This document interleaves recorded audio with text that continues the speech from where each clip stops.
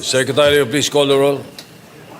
Roll call of members. The Honorable Senator Aquino, Senator Cayetano Alan, Senator Cayetano Pia, Senator De La Rosa, Senator Ejercito, Senator Escudero, Senator Estrada, Senator Gatchalian, Senator Go, Senator Ontiveros, Senator Lacson, Senator Lapid, Senator Legarda, Senator Marcoleta, Senator Marcos, Senator Padilla, Senator Pangilinan, Senator Tulfo Erwin, Senator Tulfo Rafi, Senator Villanueva, Senator Villar Camille, Senator Villar Mark, Senator Zubiri.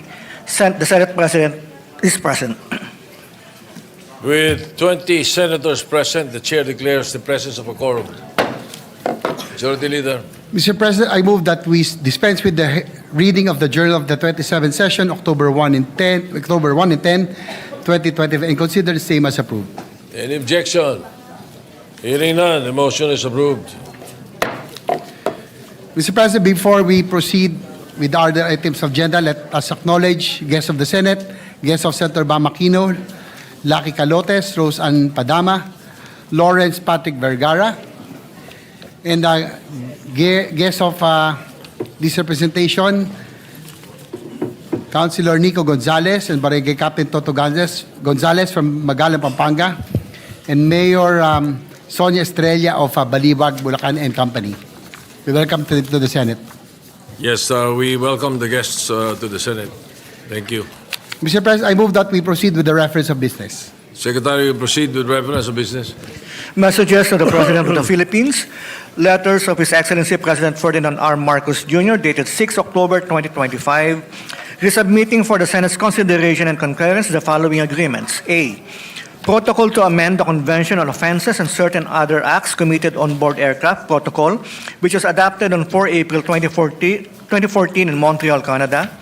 B. United Nations Convention on International Liability for Damage Caused by Space Objects Liability Convention, which was signed on 22 August 1972. C. Treaty between the Government of the Republic of the Philippines and the Government of the United Kingdom of Great Britain and Northern Ireland on the transfer of sentenced persons, which was signed on 26 October 2023 in Manila, Philippines. D. Protocol to amend the Vienna Convention on Civil Liability for Nuclear Damage Protocol, which was signed on 10 March 1998 in Vienna, Austria. E.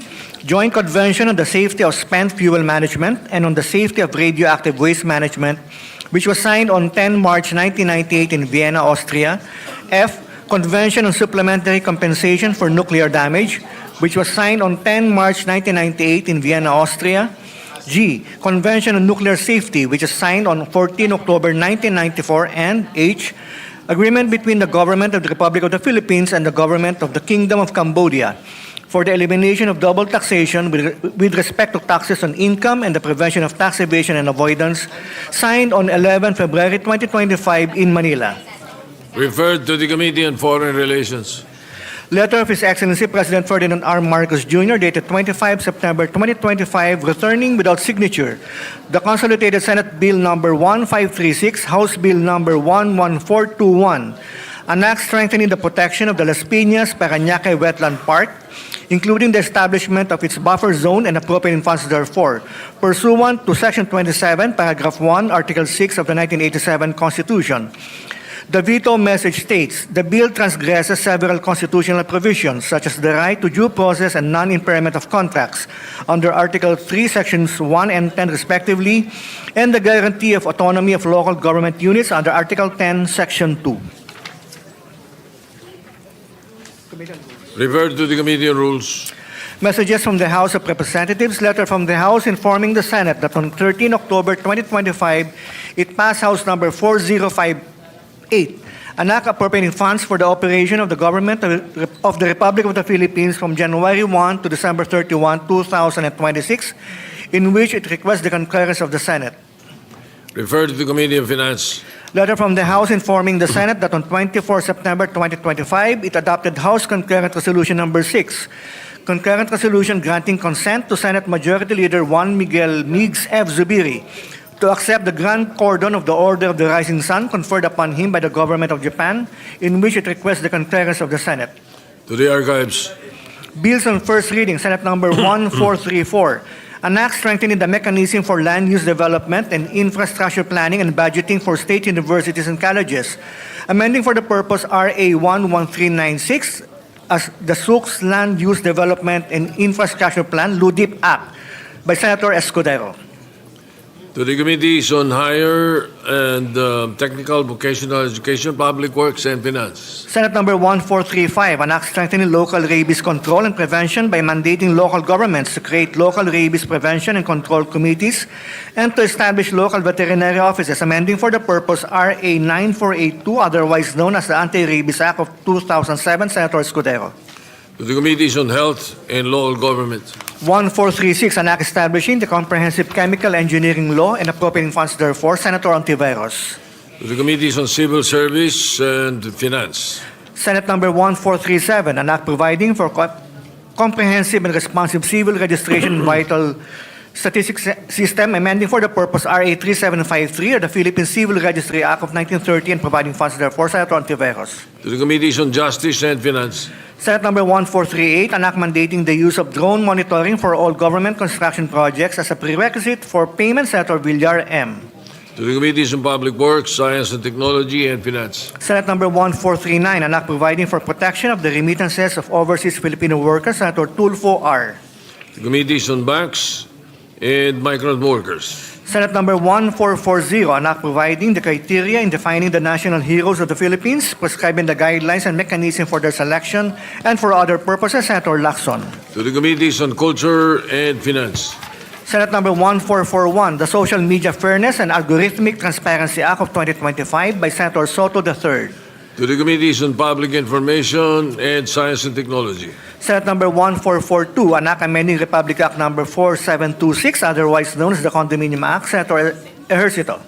To the Committees on Urban Planning and Ways and Means. Senate Number 1443, an act institutionalizing special privileges to all women during the period of pregnancy, Senator Soto III. To the Committees on Women and Health. Senate Number 1444, an act amending Title 14 of Act Number 3815 as amended, otherwise known as the Revised Penal Code, and for other purposes, Senator Soto III. Referred to the Committee on Justice and Human Rights. Senate Number 1445, an act institutionalizing the assistance to individuals in crisis situations program of the Department of Social Welfare and Development, providing penalties for the violation of certain unlawful acts and appropriating funds therefore, Senator Tulfo E. To the Committees on Social Justice and Finance. Senate Number 1446, an act declaring a one-month tax holiday, exempting compensation income from income tax and other purposes, Senator Tulfo E. To the Committee on Rules. Senate Number 1447, an act providing for the revised charter of the Overseas Filipino Bank, providing funds therefore and for other purposes, Senator De La Rosa. To the Committees on Banks, Migrant Workers, and Finance. We have additional reference of business. You may proceed. Additional reference to business committee reports. Committee report number 6, prepared and submitted jointly by the Committees on Basic Education, Local Government and Finance on Senate number 1482, with Senators Aquino, Marcos, Villar C, Tulfo R, Legarda, Villanueva, Estrada, and Gatchalian as authors. An act establishing the Classroom Building Acceleration Program under the Department of Education, authorizing local government units and civil society organizations to undertake classroom construction projects, recommending its approval in substitution of Senate number 121, sponsor Senator Aquino. To the calendar for ordinary business. Committee report number 7, prepared and submitted jointly by the Committees on Higher, Technical and Vocational Education, Basic Education and Finance on Senate number 1483, with Senators Cayetano AP, Cayetano P, Escudero, Villanueva, Legarda, Ontiveros, and Aquino as authors. An act extending the duration of the Second Congressional Commission on Education, amending for the purpose Republic Act Number 11899, otherwise known as the Second Congressional Commission on Education, EDCOM II Act, recommending its approval in substitution of Senate numbers 103, 529, and 1418, sponsor Senator Legarda. To the calendar for ordinary business. Majority Leader. Mr. President, before we continue, let us acknowledge guest of the Senate, His Excellency Mark Ines Brown, Ambassador of Australia to the Philippines. Welcome the Ambassador to the Senate. Likewise, guest of Senator Bam Aquino, former Governor Arthur Yap, Jovi Guido, and Billy Joel. Likewise, welcome to the distinguished guests. Mr. President, pursuant to Rule 10, Section 13 of the Rules of the Senate, I move to elect Senator Panfilo Lacson as chairperson of the Committee on Accountability and Public Officers and Investigation. I'll move, Mr. President. Any objection? Chair hears none. Senator Lacson is hereby elected.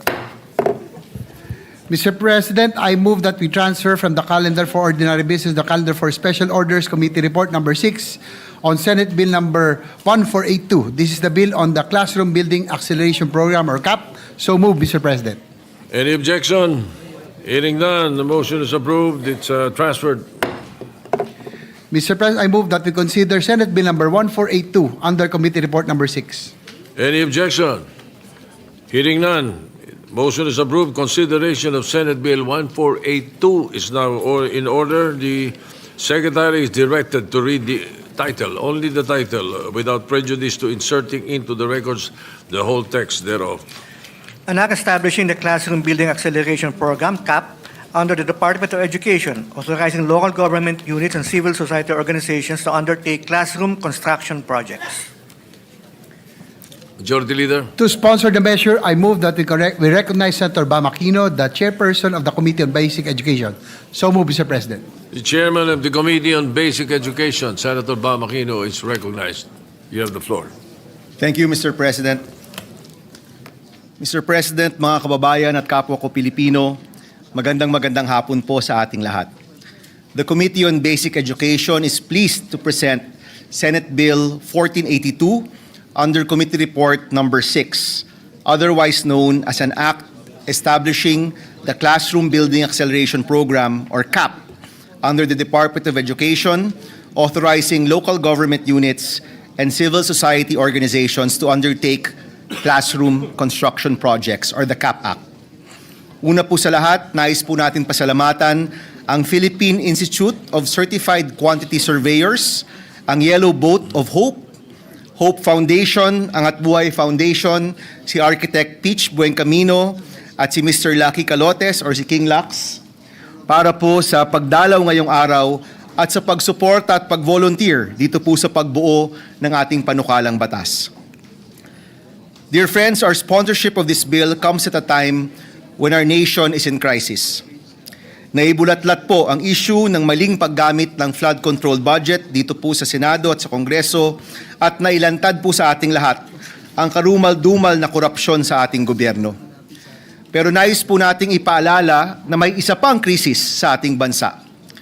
2 months ago, nagtalumpati po tayo tungkol sa EDCOM report at ang nakalagay po doon na 165,000 na kulang na silid-aralan sa ating bansa. Noong Oktubre, nalaman po natin sa DPWH hearing na 22 pa lang ang naitatayo ng national government. Kahit po si Secretary Dizon na bago pa lang sa DPWH, nagulat, napasigaw, totoo ba to? Ang nakaplano po ng DPWH for this year ay 1,700 classrooms. And up to October of 2025, 22 pa lang po ang nabuo po nila. Pero kahit naitayo po nila ang buong 1,700 classrooms, kita naman po natin kulang na kulang pa rin yan pagdating sa national gap po natin.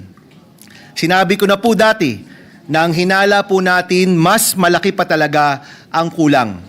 Meron pa pong mga classroom na overcrowded at nag-shifting. Meron pong mga sira-sira. Meron pong nakondena. At alam din po natin na lalaki ang gap na ito kung hindi po natin aaksyonan.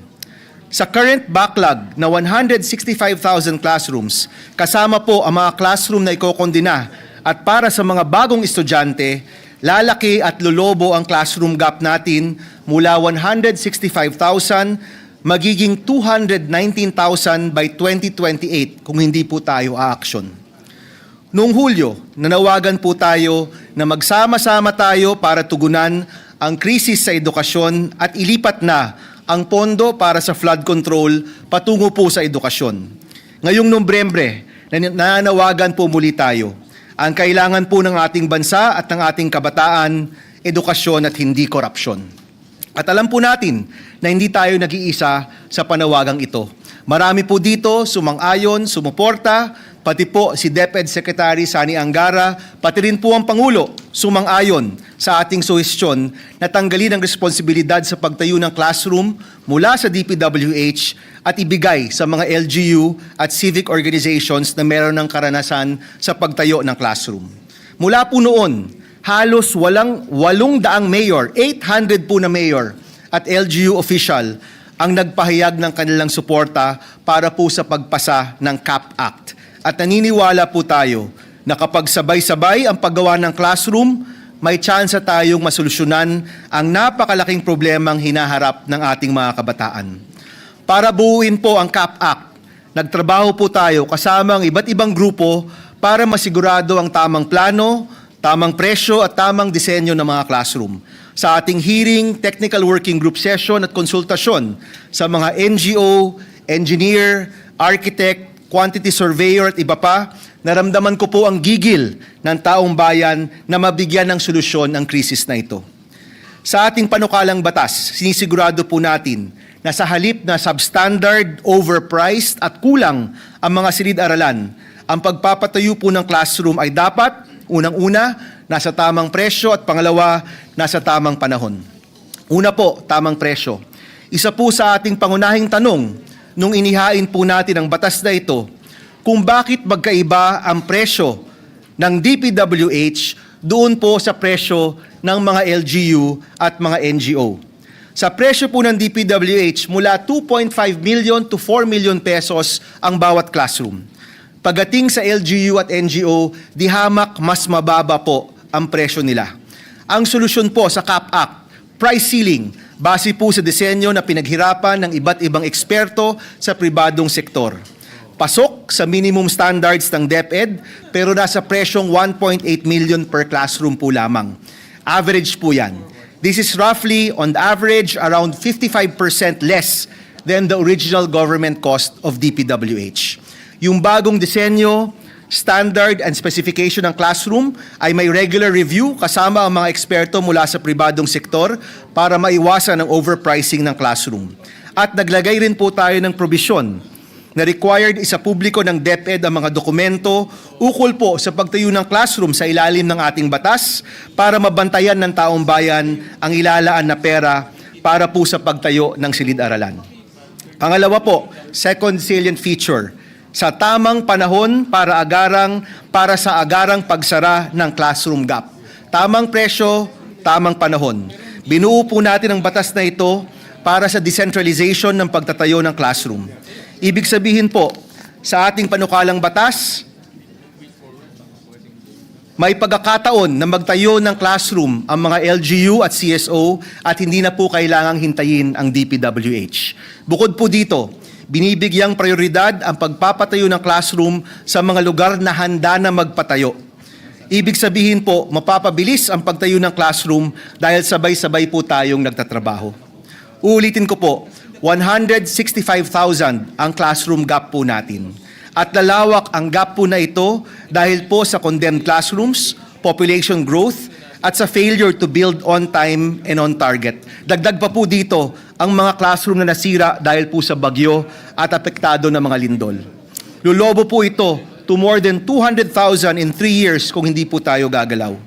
Kung nais po nating maisara ang classroom gap by 2031, in 6 years, pakiwari ko po, kailangan po natin magbuo ng 39,000 classrooms kada taon. Take note po, ang target po for 2025, 1,700 classrooms po lamang. Kung ganyan lang po ang target natin, tila imposible po masara ang classroom gap. Pero kung nais po natin itong maisara, in 6 years, kailangan po natin magbuo ng 39,000 classrooms per year for 6 years. Ang presyo po nito, roughly, nasa 90 billion pesos kada taon. Or to close our classroom gap, kailangan po natin ng 540 billion sa loob ng 6 na taon. Nakakalula po ang presyong ito. Napakalaki po ng pondo. Pero alalahanin po natin, yung original na pondo ng flood control para po sa 2026 budget ay 252 billion. Parang kalahati na po ng presyong kailangan natin para sa classroom gap. Siguro po, kung kaya classrooms ng ating kabataan. Sabi nga po, kung gusto, may paraan, kung ayaw, maraming dahilan. Yan po yung challenge na hinaharap po natin. Hindi lang po yung pagpasa ng bill na ito, kung hindi tamang pagpondo ng classrooms. At natutuwa po ako na sa technical working group, mukhang sumasang-ayon naman po ang chairman of finance natin dito po sa pagtaas ng ating pondo para sa classrooms. Huwag na po tayong magpaligoy-ligoy sa pagtugon ng pangangailangan ng mga estudyanteng Pilipino. Kaya po ngayon po napapasok tayo sa 2026 budget deliberation, inaasahan po natin at inaasahan din po ng kabataang Pilipino na mapopondohan natin ng tama ang classroom sa ating bansa. Sigurado po tayo na pag lahat ng pangangailangan sa edukasyon ay nabudgetan po natin ng maayos, may pera pa po para sa mga iba pang serbisyong pampubliko. Sa laki po ng perang nawala, ganun rin po kalaki ang utang ng gobyerno sa kabataan at sa taong bayan. Sa halip na nakawin ang kinabukasan ng ating kabataan, kailangan natin magsama-sama para mamuhunan sa kanilang kinabukasan. Mr. President, mga kasama, when we first talked about the education crisis 2 months ago, sinuportahan niyo po ako dito po sa ating laban para sa dekalidad na edukasyon para sa kabataang Pilipino. Sa harap ng lahat ng pangyayari sa ating bansa, sa mga investigasyon at sa mga panawagan para sa pananagutan, naniniwala po tayo na meron pa ring espasyo para magsama-sama po tayo. At yun na po siguro ang espasyo para sa edukasyon ng kabataang Pilipino. With the passage of this bill, Mr. President, mapapabilis ang pagtayo ng classroom para sa estudyanteng Pilipino. Sa halip na dekada bago mapunuan ang classroom gap, kung aaksyon po tayo ngayon, inaasahan ko po na masasara natin ang classroom gap bago pa po gumraduate ang nasa grade 1 ngayon. Ito po yung hangad natin. Estudyanteng nakaupo sa silya, hindi po sa sahig. Paaralan na iisa lang ang shift, hindi po 3. Silid-aralan na matibay at maayos, hindi po kondenado. Ang hangad po natin para sa estudyanteng Pilipino, silid-aralan na huhubog ng mga galing, pangarap at pagkabayani ng kabataang Pilipino. May utang po tayo sa kabataang Pilipino, Mr. President. Huwag po nating hayaang lumaki pa ito. Maraming salamat po sa inyong lahat. Thank you, Mr. President. Thank you. Senator Aquino, Majority Leader. Mr. President, next to co-sponsor the measure is Senator Francis Kiko Pangilinan. I move that he be recognized. Senator Francis Pangilinan is recognized. Thank you, Mr. President. Thank you, distinguished Majority Leader.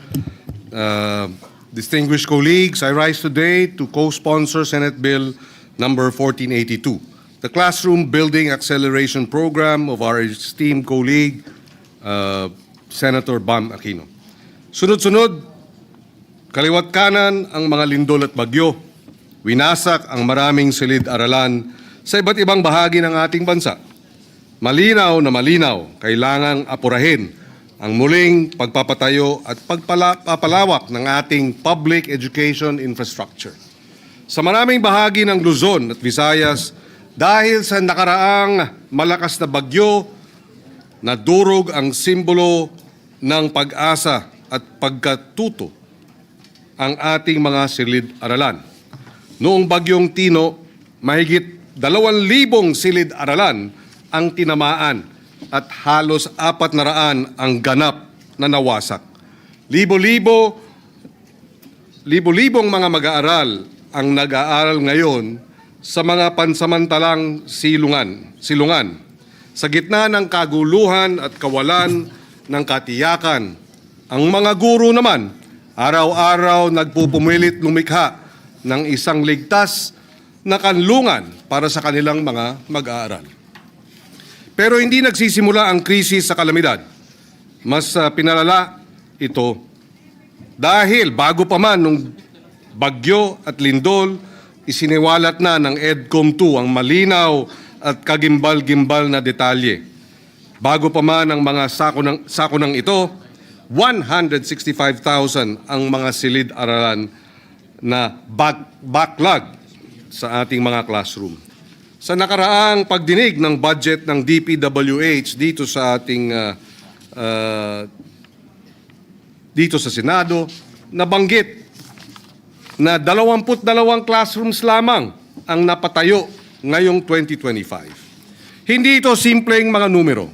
Mga bata itong gustong-gustong mag-aral, kahit siksikan sa klase o tatlo sa isang mesa, kahit marami sa kanila ay tinatawag na I-learners, kahit na sa ilalim ng puno ng saging o kaya puno ng mangga sila nagkaklase, totoo pa rin ito. Ipinagkakait ang mga pasilidad sa edukasyon. Sabi nga sa ulat ng EDCOM II, naghihingalo ang ating sistema ng edukasyon, ang ating mga anak, ang ating kinabukasan. Pagkatapos ng lindol sa Cebu, kamakailan, meron isang batang nagtanong tungkol sa nasira niyang paaralan. Paano po kaya kami matututo kung wala na kaming silid-aralan? Ngayon, habang tinatalakay natin ang Classroom Building Acceleration Program, iaalay natin ang pagtalakay na ito sa mga bata, sa mga guro, mga magulang, mga pusong umaasa na ang ating mga magiging desisyon ay magbubukas ng mas maaliwalas na kinabukasan. Ang panukalang batas na ito ang magbibigay ng kapangyarihan hindi lamang sa mga ahensya ng pambansang pamahalaan, kundi pati sa pribadong sektor, pati sa mga local government units at civil society organizations upang mapabilis ang pagtatayo ng silid-aralan sa buong bansa. Saklaw ng programa ang malinaw at tiyak na pananagutan sa pagpapatupad habang tinitiyak ang pagsunod sa mga bagong pamantayan sa mga lugar ng disaster prone. Disenyo ito para upang maging mabilis, mahusay at matapat ang pagpapatayo ng mga silid-aralan. Walang labis, walang kulang, at higit sa lahat, walang kickback. Noong pagdinig ng panukalang batas na ito, nabanggit ng ating mga resource persons mula sa DepEd na mayroong panahon na dahil sa PPP, ang involvement ng open, transparent public bidding ng pribadong sektor, hindi DPWH. Noong mga panahon na yon, may matching ang DepEd at ang LGU para magkaroon ng school building program. Nung nagsanib puwersa ang PPP at ang matching ng national government at local governments, at one point, we were constructing 600 school buildings a week. Nagawa na noon, kayang gawin ulit ngayon, at ito ang layunin ng Senate Bill 1482. Ito ang pangako natin, walang bata ang dapat mawalan ng kinabukasan dahil lang sa nililipad o gumuguhong bubong. Walang guro ang dapat magturo sa ilalim ng pansamantalang tolda pagkatapos ng bagyo. Pinapantay natin ang isang institusyong pangmatagalan, isang programang karapat-dapat sa mga pag-asa na ipinagkatiwala sa atin at tumutugon sa mga natuklasan ng EDCOM II at sa realidad ng ating bansang climate vulnerable. In closing, Mr. President, dear colleagues, the future of education, the strength of our communities, and the dignity of the Filipino learner all depend on what we do next. Let us support the Classroom Building Acceleration Program. Let us build 600 to 1,000 classrooms every week and help us rebuild with urgency, creativity, and compassion. Salamat po. Thank you. Majority Leader. Mr. President, next to co-sponsor the measure is Senator Christopher Lawrence Bongo. I move that he be recognized. Senator Christopher Bongo is recognized. Mr. President, esteemed colleagues, I rise before this August chamber to co-sponsor the proposed measure, Senate Bill number 1482, or the Classroom Building Acceleration Program Act. As the chairperson of the Senate Committee on Youth, I share the same vision of empowering the next generation through education. That is why I have pushed for measures that uplift the welfare of students, educators, and their families. Ang kabataan po ang pag-asa ng ating bayan at bukod sa kanilang kalusugan, edukasyon ang dapat na maging prioridad.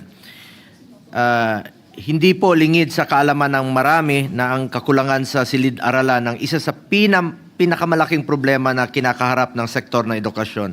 For the year 2023, EDCOM II reported that there is an existing backlog of 165,000 classrooms nationwide, which greatly affects the learning outcomes of our young Filipino learners. Kahit saan po ako pumunta sa magkabilang sulok ng Pilipinas, pag baba ko doon sa mga eskwelahan, ang nilalapit ng mga teachers o mga principals ay kakulangan talaga ng classroom at pinapakita nila yung mga sira-sira na nilang mga classroom. Nakakalungkot pong isipin na nasasayang po ang pondo para sa mga flood control projects. Sana po inilaan na lamang po ito sa sektor ng kalusugan at kaya po dito sa sektor ng edukasyon para makapagpatayo tayo ng silid-aralan or classrooms. Sa 1.2 trillion na budget para sa flood control mula 2022 hanggang 2025, aabot sa 300,000 to 600,000 classrooms. Sana ang naipatayo or 60,000 evacuation centers. Batas na po ito through Ligtas Pinoy Centers Act, or 80,000 health centers, or even 800 tertiary hospitals ang pwedeng may papatayo sa mga pondong ito. This proposed measure stays true to the state's constitutional mandate to provide quality education to each and every Filipino learner. Dapat lamang po na magkaisa ang iba't ibang sektor ng ating lipunan upang mapunan ang kakulangan ng silid-aralan ng ating bansa. With this bill, the participation of different vital sectors of our society will be encouraged, thereby strengthening the partnership between the national government, local government units, private sectors, and civil society groups. Malaking tulong po dito yung LGU dahil mas alam nila ang kakulangan ng classrooms po sa mga lugar nila. Mr. President, I manifest my full support for the passage of this significant measure, and I also respectfully submit to this chamber my interest in being made of one of the co-authors of this important piece of legislation. Maraming salamat po, Mr. President. Majority Leader. Yes, Mr. President, next to co-sponsor the measure is Senator Lauren Legarda. I move that she be recognized. Senator Lauren Legarda is recognized. With the permission of the sponsor, may I co-sponsor the said measure?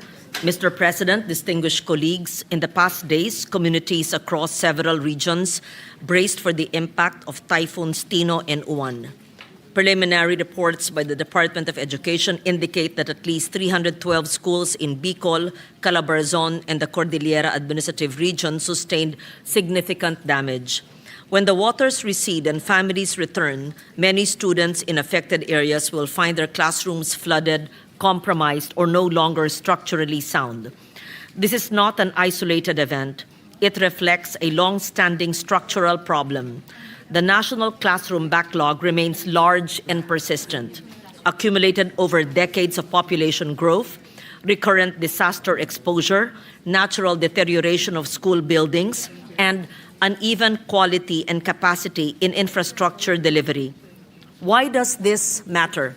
Because learning is shaped not only by curriculum and instruction, but also by the physical environment in which the school day unfolds. Classroom conditions such as adequate space, ventilation, lighting, noise reduction, and safety directly influence attention, comprehension, and readiness to learn. When a child spends the day in a room that is overcrowded, poorly ventilated, or unsafe, we are asking that child to learn while managing discomfort and anxiety. The burden shifts from learning to coping. The Classroom Building Acceleration Program responds to this reality by improving how we deliver classrooms at scale. The bill allows capable local governments and qualified civil society organizations to implement classroom construction using national funds, provided that all projects meet the DepEd's minimum performance standards and specifications, including climate resilience, digital connectivity, and adequate water and sanitation facilities. A program management office within DepEd will review proposals, ensure technical quality, and maintain transparency throughout procurement and implementation. This approach advances several urgent national objectives: education recovery, reduction of learning loss, equitable access for underserved communities, and infrastructure planning that is responsive to evolving environmental and community conditions.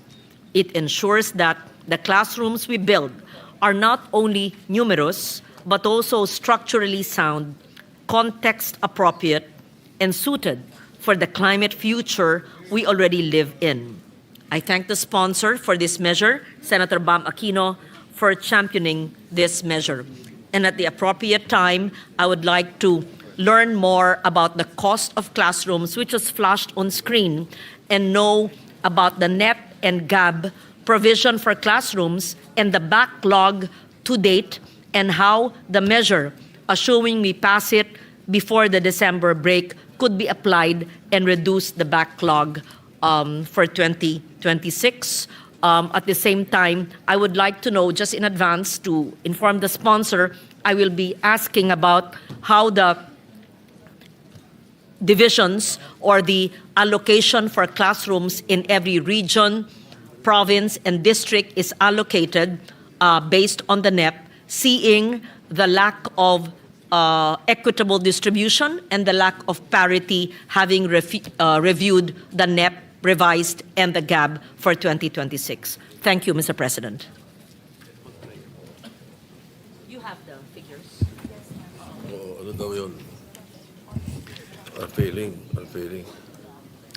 Teka, sandali. Mr. President, Majority Leader, next to co-sponsor the measure is Senator Robin Hood Padilla. I move that he be recognized. Senator Robin Hood Padilla is recognized.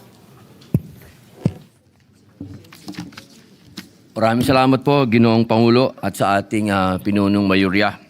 A'udhu billahi minash shaitanir rajim, bismillahirrahmanirrahim.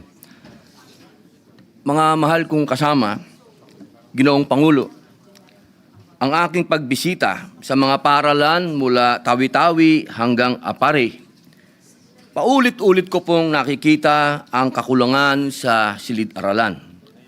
Mga batang nagsisiksikan, mga tumutulong kesame, at mga pasilyong ginawa ng classrooms dahil sa kakulangan ng espasyo. Kaya naman po tumatayo ako ngayon upang buong dangal na i-co-sponsor ang Classroom Building Acceleration Program na isinusulong ng aking kapatid sa paglilingkod, Senador Bam Aquino. Mga mahal kong kababayan, meron pong mga pagkakataon na kahit magkaiba ang kulay sa politika, ay nagkakaisa po para sa isang adhikaing makatutulong sa ating mga kababayan, lalong-lalo na po sa ating mga kabataang Pilipino. Batid naman po nating lahat sa maraming pagkakataon na tayo po ay sinakop ng mga dayuhan o ng anumang adhikain o ng anumang religion, pinakamahalaga po at unang-una na dinadala nila ay edukasyon. Sapagkat ito po yung pinaka matinding pangangailangan upang magkaroon ng pagkakaintindihan.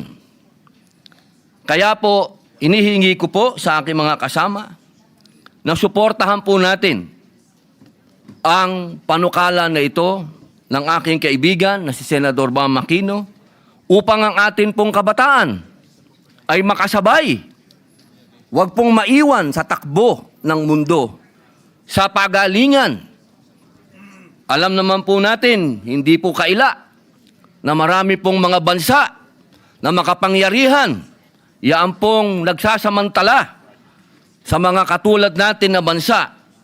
Ang atin pong panlaban ay tamang edukasyon. At yaan po ay pinatunayan mismo ng ating mga bayani. Kung natatandaan po natin noong panahon ni Jose Rizal, ni Dr. Jose Rizal, sa kanyang mga huling araw sa dapitan, ang kanya pong pinalakas ay ang pagbibigay edukasyon sa kabataan. Nagbigay po siya ng silid-aralan doon mismo sa dapitan. Kaya maihahambing ko po ang panukala na ito kay Dr. Jose Rizal. Ngunit, meron po tayong backlog, 165,000 classrooms. Sabi nga po ng ating kasama din, ni Senator Kiko Pangilinan, kailangan linggo-linggo po may gawing tayong classroom. Sapagkat meron pong nabanggit na 22 classrooms lang ang nagawa itong taon na ito. Na ang target po ay 1,700. Ibig pong sabihin, kailangan natin ng 55 years para abutan po natin yung 1,700. Pero bago po natin magawa yon, lolo na po yung mga bata. May mga apo na po sila. Kaya sana po, akin pong hinihingi, suportahan natin ito sapagkat kung edukasyon ng susi sa ating kinabukasan, patuloy tayong makukulong sa problema ng kasalukuyan dahil sa kakulangan at kawalan ng maayos na silid-aralan.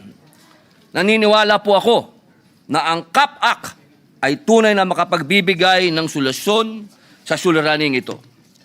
Ang bawat silid-aralan na maitatayo sa pamamagitan ng batas na ito ay isang pamumuhunan sa pangarap ng bawat batang Pilipino. Sa pagsuporta sa panukalang ito, sinisiguro natin ang kanilang karapatan sa dekalidad na edukasyon at mas magandang kinabukasan, hindi lamang po sa bayang ito, kundi sa paligsahan sa buong mundo. Maraming salamat po. Before we continue, Majority Leader, Senator Jingo Estrada is recognized. Thank you, Mr. President. Mr. President, I have just received a very, very sad information that our former colleague, former Senate President Juan Ponce Enrile, is currently in the intensive care unit of an undisclosed hospital suffering from pneumonia. And I heard from a reliable source, a very, very reliable source, that he has slim chances of surviving. And I hope all of us here present can have a short prayer to be led by Senator Joel Villanueva, if it's possible, Mr. President. Senator Joel Villanueva is recognized. May we ask everyone to rise and give a moment of silence. Dakilang Diyos, Ama naming sumasalangit, kami pong lahat ay lumalapit, naninikluhod sa iyo, humihingi ng tawad sa anumang kasalanan na aming nagawa sa isip, sa salita o sa gawa. Sa mga oras po na ito, amin pong idinadalangin at idinudulog sa iyo ang buhay ng isang aming colleague, mentor, Senate President, kamanggagawa, tagapaglingkod, naninilbihan para sa aming mga kababayan, Senator Juan Ponce Enrile. Ikaw, O Diyos, ang may hawak ng kanyang buhay. Ikaw ang nagbigay ng kanyang buhay. Ikaw ang nag-inspire at humawak ng kanyang buhay para marating niya kung anuman ang kanyang narating sa mga oras na ito. Hinihiling po namin ang iyong paggabay, ang iyong direksyon, ang iyong paghipo at pagbibigay ng kagalingan sa bawat kalamnan, sa bawat suluk-sulukan ng kanyang buong katawan. Hawakan mo po ito at hinihiling namin ang iyong intervention sa kanyang buhay. Tulungan mo rin po ang kanyang mga pamilya at mahal sa buhay at tunay, O Diyos, na ang tanging dakilang plano at ang iyong ninanais sa kanyang buhay ay mangyari. Kami pong lahat ay nagkakaisa at patuloy na inilalapit sa iyo ang buhay ng aming minamahal na Manong Johnny Ponce Enrile. Sa iyo pong lahat ng papuri at pasasalamat at kiniklaim namin, O Diyos, na ikaw ay patuloy na maluluwalhati at mapaparangalan sa buhay ng aming minamahal na Juan Ponce Enrile. Maraming salamat po. In Jesus' name we pray. Amen and amen. Thank you.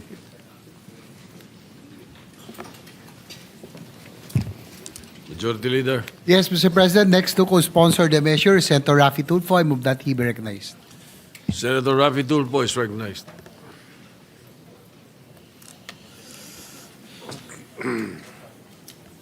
Mr. President, good sponsor, dear colleagues, as one of the co-authors of this measure, I rise today to co-sponsor the committee report on the act establishing the Classroom Building Acceleration Program or CAP. Isang panukalang batas na tutugon sa matagal na nating problema sa kakulangan ng classrooms sa bansa upang mabigyan lahat ng bata, lalo na mga mag-aaral na galing sa mahirap na pamilya, ang pagkakataong magkaroon ng edukasyon at maging matagumpay sa buhay. This proposed measure is not only timely, but it will also save the government millions of funds for classroom building na dati-rati nabubuhos lang sa DPWH, isang ahensyang tad-tad ng anomalya ngayon. By providing an alternative mechanism that is more responsive and cost-efficient, and by forging credible partnerships between local government units or LGUs and private sector entities, mas mapapabilis na po ang pagpapatayo ng classrooms at makakasigurong mapupunta sa tama ang pondong nakalaan para rito. We have a backlog of almost 165,000 classrooms. At base sa mga datos na isinumite sa atin, kakailanganan natin ng almost 15 years, 15 taon po yan, isang dekada at kalahati, upang matugunan ang problema sa classroom shortage. Ang masaklap, sa nakaraang taong 2024, nasa 3,181 classrooms lamang ang nakumpleto. Sa makatuwid, at the rate we're going, we will need at least 50 years to hit our target. Now is the time to change the system and approach the problem differently in a manner that is more realistic, cost-efficient, and reliable. Ngayon pa lang, tinatalang 3,260 classrooms ang nagtamo ng iba't ibang antas ng pinsala dahil sa bagyong Tino. Ayon yan po sa DepEd. At noong linggo, dahil sa bugso ng bagyong Juan, DepEd reported that in Bicol and Calabarzon alone, 1,182 classrooms were partially damaged, 366 heavily damaged, and 261 were totally destroyed. Habang tayo ay dinadaanan ng mga bagyo buwan-buwan, patuloy din na nadadagdagan ang datos sa classroom shortage. Kung hindi tayo gumalaw ng mabilis, maaaring hindi makapag-aral na maayos sa isang taon ang karamihan sa ating learners. In response to this situation, it is noteworthy to highlight Section 5, Paragraph D of the proposed measure. Schools located in high-risk or disaster-prone areas, such as those vulnerable to flooding, earthquake, or other similar calamities, and those reliant on temporary learning spaces, shall be prioritized under this program. Isa lamang ito sa mga magagandang probisyon ng panukalang batas na mabibigyan solusyon sa problema ng classrooms sa panahon ng kalamidad. Excuse me. I welcome the proposed partnerships between LGUs and NGOs upang agad matugunan ang problema ng classroom shortage under the able guidance and authority of the DepEd, na siya naman talagang nakakaalam kung ano talaga ang kailangan at naangkop sa mga mag-aaral ng iba't ibang lugar sa Pilipinas. Under this bill, DepEd minimum performance standards and specification will ensure that classrooms shall be built taking into serious consideration all relevant factors like topography, climate conditions of a given area, digital connectivity, and access to transportation, such that these projects are structurally sound, and given that schools are also being used as evacuation centers during calamities. At huli sa lahat, napapanahon na magkaroon ng funding ang cost ceilings sa mga gastusin sa construction ng classroom. Under this bill, funds for projects under this measure shall not be bloated and wasted. Tama na yung mga kumikita sa mga construction projects. Mr. President, education is the cornerstone of national development, social stability, and economic progress. Hence, it is imperative to strengthen our educational system by building these much-needed classrooms at the soonest possible time. Kaya, nagpapasalamat po ako kay Senator Bam Aquino, the chairperson of the Committee on Basic Education, for prioritizing this concern. With the passage of this bill, nakaasa tayo na mas marami ng batang Pilipino ang makapasok at makapag-aral sa mga susunod na taon. Again, maraming salamat kay Senator Bam Aquino sa pag-sponsor ng napakagandang bill na ito. Thank you, Mr. President. Majority Leader. Mr. President, next to co-sponsor the measure is Senator Joel Villanueva. I move that he be recognized. Senator Joel Villanueva is recognized. Thank you, Mr. President. Thank you, Majority Leader. This will be short. I'd like to just put into the records, Mr. President, that we would like to commend and congratulate our chairperson, Senator Bam Aquino, to having sponsored this Classroom Building Acceleration Program Act. Through the years, Mr. President, Senator Bam has remained steadfast in his cause and consistent in his advocacy for quality education. We have shared so many landmark legislations such as Universal Access to Quality Tertiary Education, Philippine Qualifications Act, Framework Act, and others. And thus, as a fellow champion for quality education, as one of the co-authors of this measure, we fully support the passage of the CAP Act. Let me just point out, Mr. President, that indeed our learners are in dire need of stronger support and immediate assistance from the government, particularly in addressing the persistent shortage of classrooms in our public schools. I remember, Mr. President, when we were told that there's only about 1,700 classrooms na target for the year 2025, naliitan po tayo. Pero nung marinig natin kay Secretary Vince na 22 lamang yung silid-aralan, talagang mas lalo po tayong nanlumo. Kaya po, Mr. President, napakahalaga ng panukalang batas na ito. At umabot na rin po sa 148,000 ang backlog sa classroom construction sa buong bansa. Ito po ay malinaw, Ginoong Pangulo, na patunay na marami pa po tayong kailangang gawin upang tugunan ang kakulangan sa pasilidad ng ating mga paaralan. Sa pamamagitan po ng panukalang ito, ipinapakita natin ang ating pagtutok at pagmamalasakit sa kinabukasan ng ating kabataan. Umaasa po tayo na sa bisa ng CAP Act, tuluyan ng maiibsan ang backlog sa pagpapatayo ng mga silid-aralan at mapapabilis ang implementasyon ng mga proyektong pang-edukasyon sa buong bansa. Moreover, Mr. President, through this measure, we also aim to support the vision and pledge of the President, President Bongbong Marcos, to complete the construction of 40,000 classrooms before the end of his term. And we pray, Mr. President, na ang mga colleagues po natin ay masuportahan po ang immediate passage of this act to give every Filipino learner a safe, conducive, and dignified space to learn and grow. Maraming salamat, Ginoong Pangulo, and may God bless us all. Majority Leader. Yes, Mr. President, next to co-sponsor the measure is Senator Pia Cayetano. I move that she be recognized. Senator Pia Cayetano is recognized.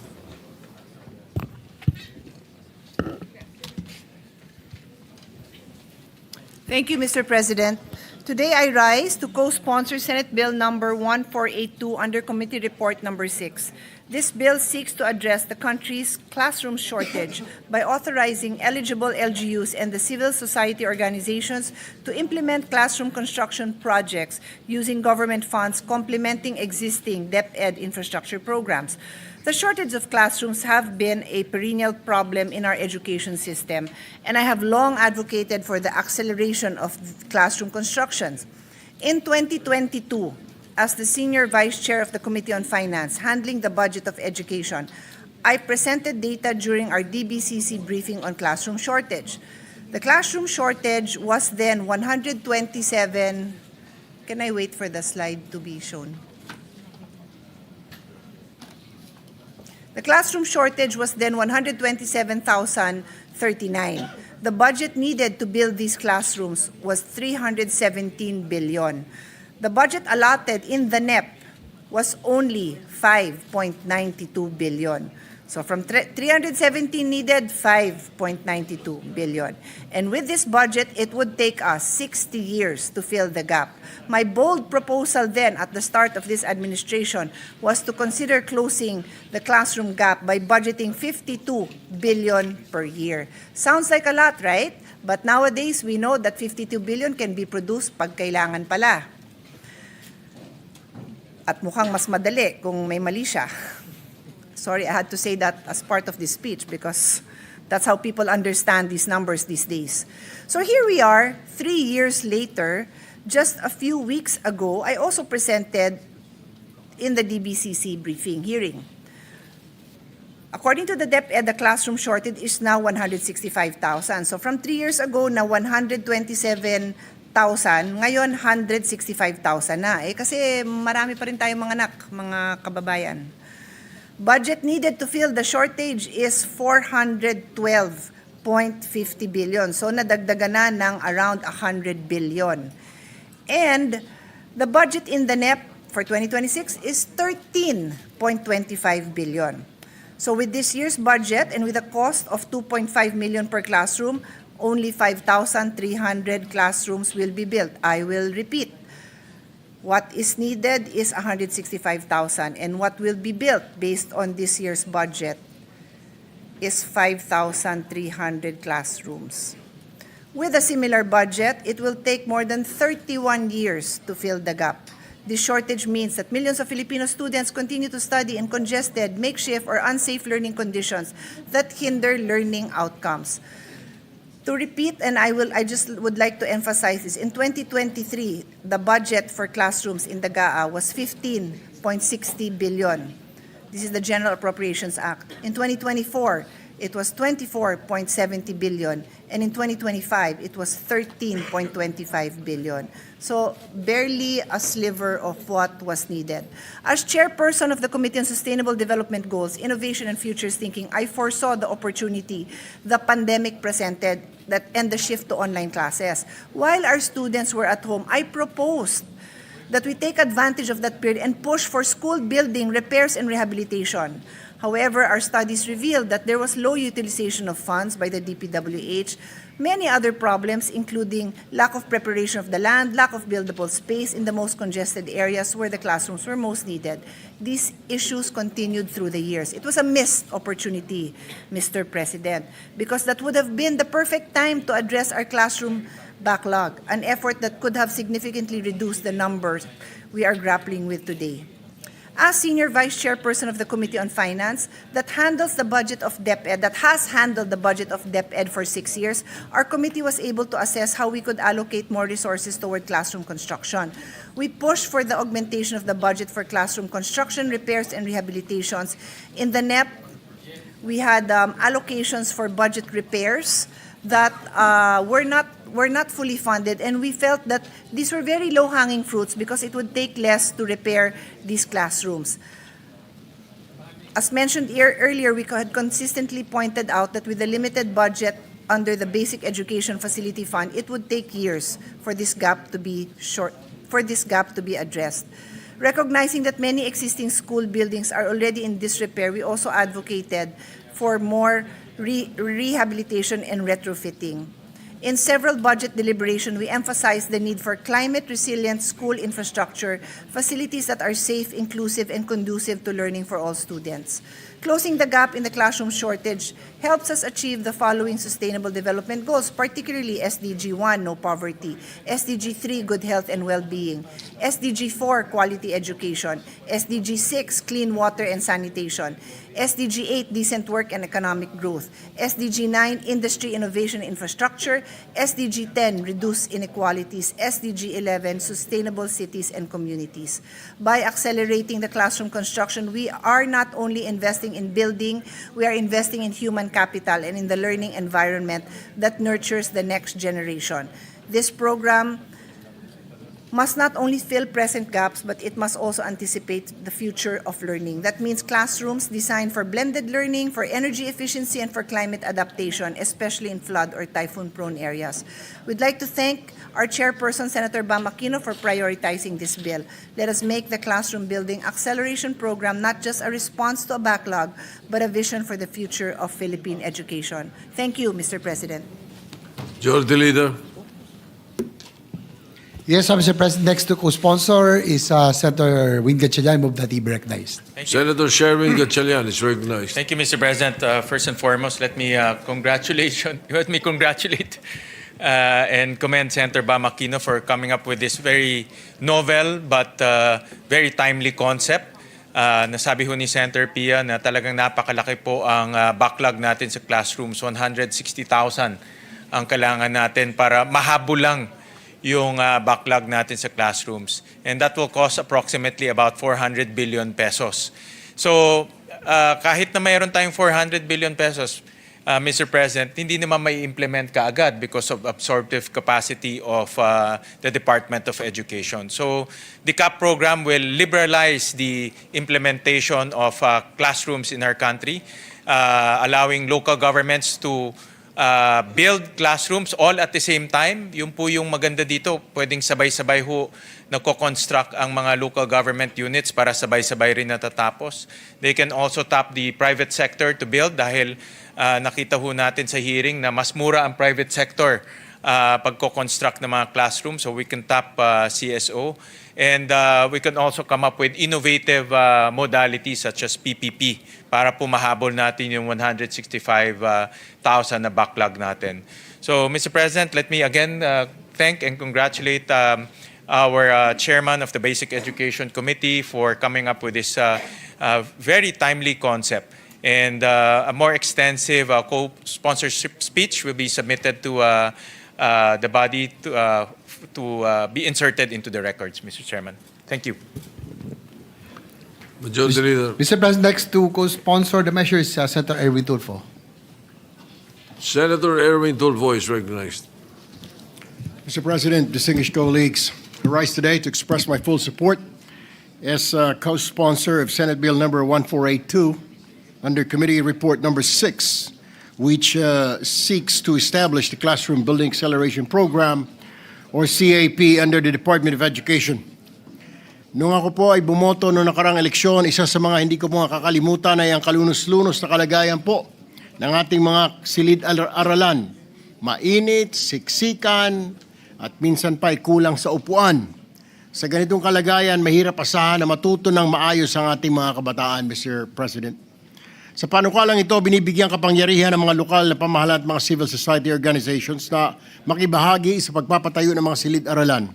Isang konkretong hakbang upang mapabilis ang pagpapatayo ng mga ligtas, maayos at komportableng lugar para sa ating mga mag-aaral. Naniniwala po ako, Mr. President, na sa tulong ng programang ito, mas mabilis na maihatid ang dekalidad ng edukasyon, hindi lamang po sa salita, kundi sa mismong pisikal na espasyo kung saan nagsisimula ang kanilang mga pangarap. I would also like to thank Senator Bam for championing this classroom building acceleration program. Thank you, Senator Bam. Thank you, Mr. President. Maraming salamat po at magandang hapon sa lahat. Thank you. Majority Leader.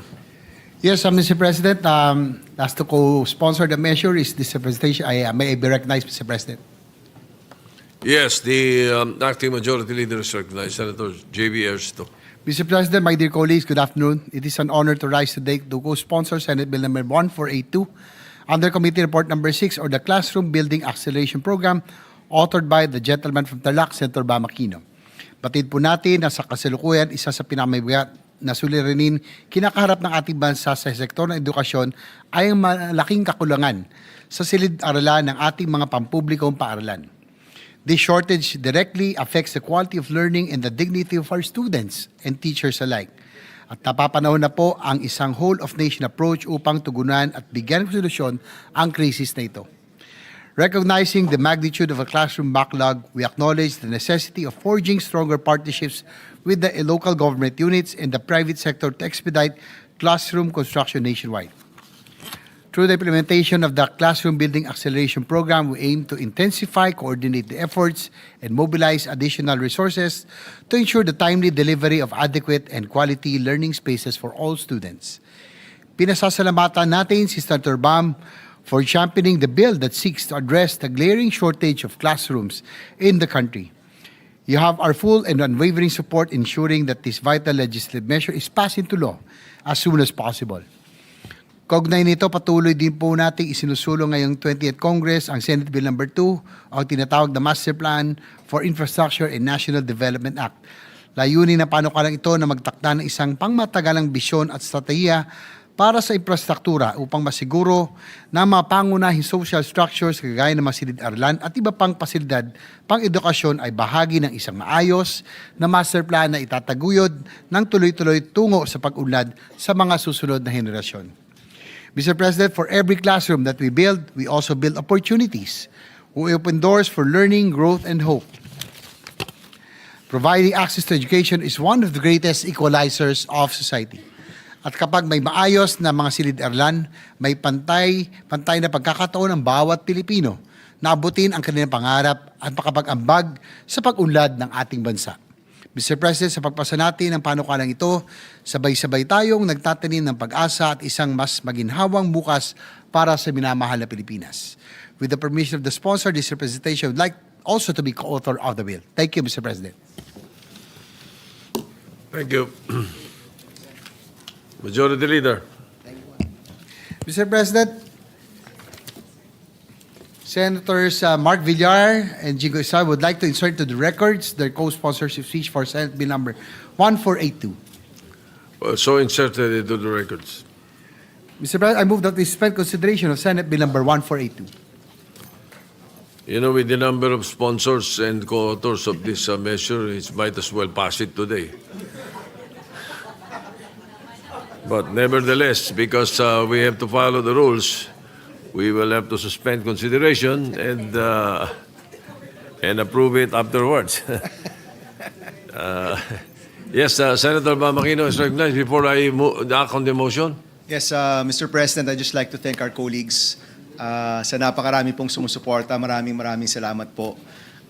Alam ko pong maraming sumusuporta, hindi ko po ine-expect na marami po mag-co-sponsor at co-author. Thank you so much to our dear colleagues, and I hope this can be one of the measures where we can work together for the Filipino youth and the Filipino people. Salamat po. Well, I have good news for you. Senate Bill 1482, establishing the Classroom Building Acceleration Program, of which you are the principal author of and sponsor, is included in the LEDAC. So even the palace is backing up your bill. So the LEDAC priority list, it's included there. So congratulations. Anyway, any motion, any objection to the motion to suspend consideration?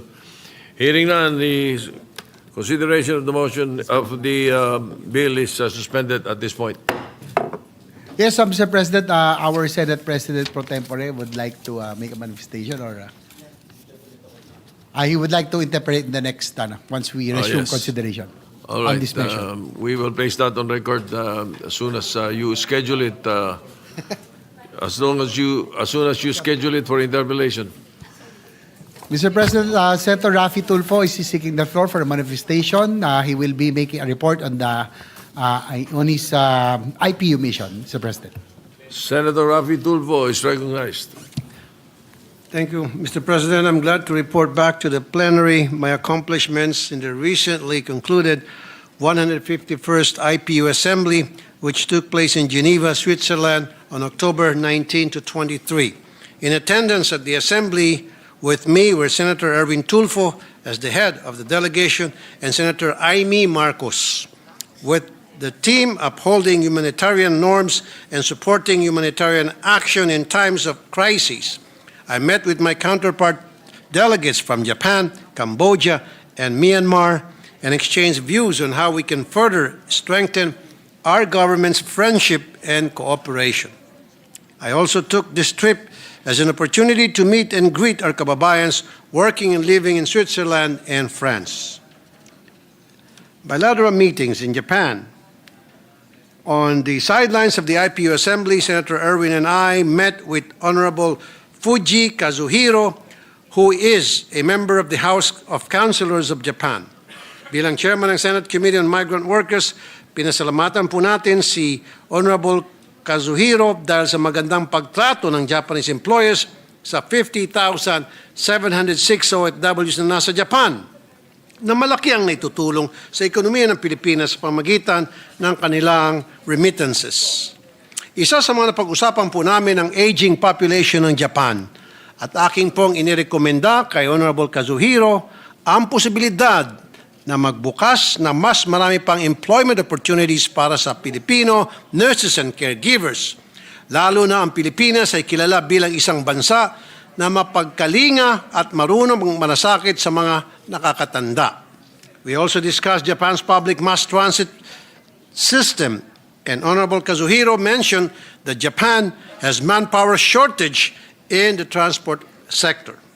Iminungkahi ko na maaari silang kumuha ng Filipino transport workers upang makapagtrabaho sa Japan. We will recommend for DFA and DMW to conduct bilateral talks to their counterparts to address specific issues about these.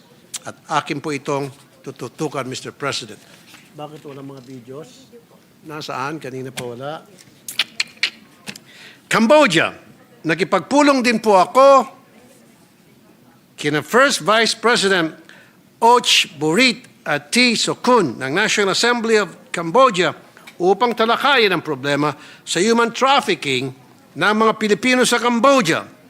Mr. President, I encourage the government's cooperation to put an end to the prevalent Cambodia-based scam hubs which abuse Filipino workers. Ang mga Pilipinong biktima ay naakit sa mapanlinlang na social media post na nag-o-offer ng malaking sahod, pero pagdating sa Cambodia ay hindi naman sila nababayaran ng tama at ang iba sa kanila ay nato-torture. I'm glad to report, Mr. President, that President Burit gave his commitment in solving this international issue. Myanmar. I also met with the delegation of Myanmar to raise concern over the recent raid on a major online scam hub in Myanmar, where around 222 Filipinos are currently seeking rescue and repatriation. We talk about how Philippines stepped up to host ASEAN earlier than planned. After Myanmar, the original host was unable to do so due to its ongoing civil war.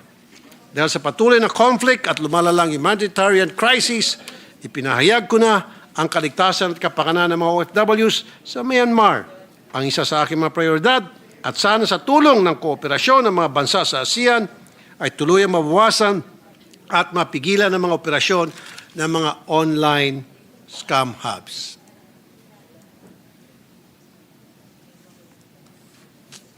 Switzerland. Habang ako po ay nasa Geneva, nakipagkumustahan po ako sa ating mga kababayan na nagtrabaho at naninirahan doon. Mr. President, kasama si Sen. Erwin, we held a meet and greet with Filipinos at the Philippine Consulate General Office, all thanks to Ambassador Carlos Soreta. Bukod sa mga problema ang idinulog sa ating mga kababayan doon, ipinadala ko rin sa kanila ang kahalagaan o ipinaalala ko rin sa kanilang kahalagaan ng isinusulong kong Senate Bill number 90 o OFW Financial Education Act na layo mabigyan ng sapat na kaalaman ng mga OFW sa pag-manage ng kanilang pera. Ito ay para rin masiguro na hindi sila malulubog sa utang at may maayos na buhay pagbalik sa Pilipinas pagkatapos mag-retire sa trabaho sa abroad. I can say, Mr. President, that Filipinos in Switzerland are in way better condition than Filipinos working in other countries. Kasi nga po, halimbawa sa Hong Kong, marami po sa mga kababayan natin ang nalulubog sa utang. In fact, tumataas po yung bilang ng suicide sa bansang Hong Kong sapagkat hindi po alam ng mga OFWs natin kung paano nila i-manage ang kanilang finances. Marami sa kanila ang utang ng utang or dili kaya ay ginagamit sila bilang magbabouch sa mga kakilala at ng pagdating ng oras ay yung kakilala nila na kanilang binouch sa utang ay hindi nagbabayad. Doon na po pumapasok yung sila ay nadidepress hanggang sa sila gumagawa ng hindi tama against doon sa kanilang sarili. Paris, personal ko rin kinumusta ating mga kababayan sa France. Kasama ko si Ambassador Eduardo Jose de Vega at Consul General Noemi Diaz. At bilang Chairman Senate Committee on Migrant Workers, aki ibinahagi ang aking panukalang batas gaya ng pagtatag ng Migrant Workers Relations Commission, isang special court sa loob ng DMW upang mapabilis ang pagresolba ng mga kaso ng ating mga OFW nang hindi na kailangan dumaan sa mahabang proseso o magsumbong pa sa aking programa. Pagtatag ng OFW Action Center sa bawat probinsya at malalaking lungsod upang lahat ng serbisyo mula pre-deployment hanggang reintegration ay nasa isang lugar na lamang. Pagpapalawak ng OFW Dependent Scholarship Program mula sa dating 5,000 slots ay gagawin nating 10,000 slots upang mas maraming anak ng mga OFW, hindi lamang sa koleyo, kundi pati na rin mula elementarya hanggang high school ang makinabang. Sa Open Forum ay natalakay ang kakulangan ng trabaho sa Pilipinas na siyang pangunahing dahilan kung bakit maraming kababayan natin ang napipilitang mangibang bansa. I shared that this problem is precisely what I'm pushing for, an across-the-board minimum wage for workers in Metro Manila and the provinces. With this, workers across the country will have the access to good job opportunities without the need to migrate elsewhere. That's all, Mr. President. Maraming salamat po. Thank you. Majority Leader. Mr. President, I move that we transfer from the calendar for ordinary business to the calendar for special orders committee report number 7 on Senate Bill number 1483. This is the bill on the extending the duration of Second Congressional Commission on Education or EDCOM II. So move, Mr. President. Any objection? Hearing none. Motion is approved. So transferred.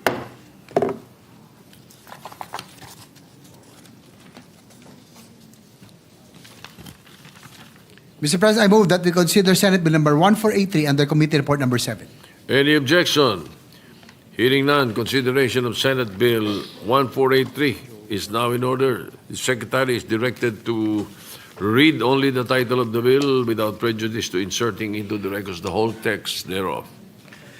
An act extending the duration of the Second Congressional Commission on Education, amending for the purpose Republic Act number 11899, otherwise known as the Second Congressional Commission on Education, EDCOM II Act.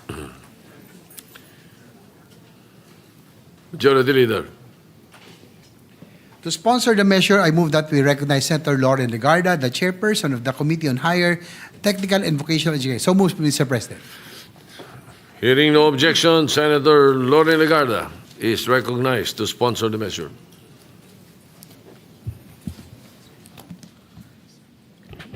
Thank you, Mr. President. Esteemed colleagues, I rise to sponsor Senate Bill number 1483 under Committee Report number 7, which seeks to extend the duration of the Second Congressional Commission on Education or EDCOM II, thereby amending Republic Act number 11899. EDCOM II was established in 2022 to undertake a comprehensive national assessment of our educational system and to recommend structural reforms that would strengthen its quality, equity, and responsiveness to national needs. There is no doubt that the Commission has carried out this mandate in a manner that honors the intent of Congress. Its principal reports, Miseducation, the Failed System of Philippine Education and Fixing the Foundations, a Matter of National Survival, offer the most rigorous, data-informed diagnosis of our education sector in recent memory. These studies describe persistent and systemic deficiencies that require sustained national attention, including critically low early childhood program participation, a classroom backlog of 165,000 units, chronic textbook shortages, widespread stunting and undernutrition among our youngest learners, and high attrition rates in higher education. Crucially, the significance of EDCOM II lies not only in its diagnosis, but also in how it has acted on those findings. The Commission brought together national agencies, local governments, schools, research institutions, and civil society partners to translate evidence into reform. Its work has informed legislation, guided appropriations, strengthened administrative coordination, and established pathways for institutional development. In the 19th Congress, the work of EDCOM II contributed directly to the passage of 10 landmark laws that expanded access, promoted equity, improved quality across our education system. While its mandate under RA 11899 concludes in December this year, EDCOM II has not entered a period of winding down. Instead, it continues to move with full momentum, compelled by the understanding that while much has been achieved, significant work remains to build the education system our people deserve.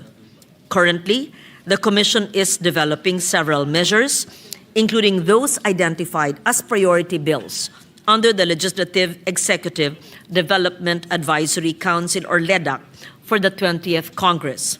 These include, first, amendments to the Masustansyang Pagkain para sa Batang Pilipino Act to expand and sustain the National Feeding Program. Second, amendments to the Government Assistance to Students and Teachers in Private Education Act to broaden voucher coverage to students from kindergarten to grade 6. Third, amendments to the Universal Access to Quality Tertiary Education Act to guarantee tertiary education subsidy eligibility to students who need it most. Fourth, amendments to the Teachers Professionalization Act to introduce practical components in licensure pathways and open multiple routes to teacher qualification. Fifth, amendments to the Local Government Code on Special Education. Fund, to align the SEF utilization with current education needs and to strengthen local education governance.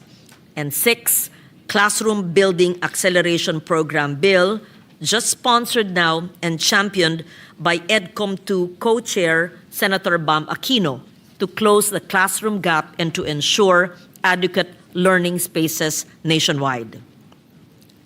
Informed by the work of EDCOM II, I'm also honored to advance measures that address systemic gaps across basic, higher, technical, and vocational education, including the Last Mile Schools Bill, the modernization of the decades-old charters of CHED and TESDA to ensure that our institutions are aligned with the needs of the learners today. Beyond legislation, EDCOM II's research has translated directly into program funding.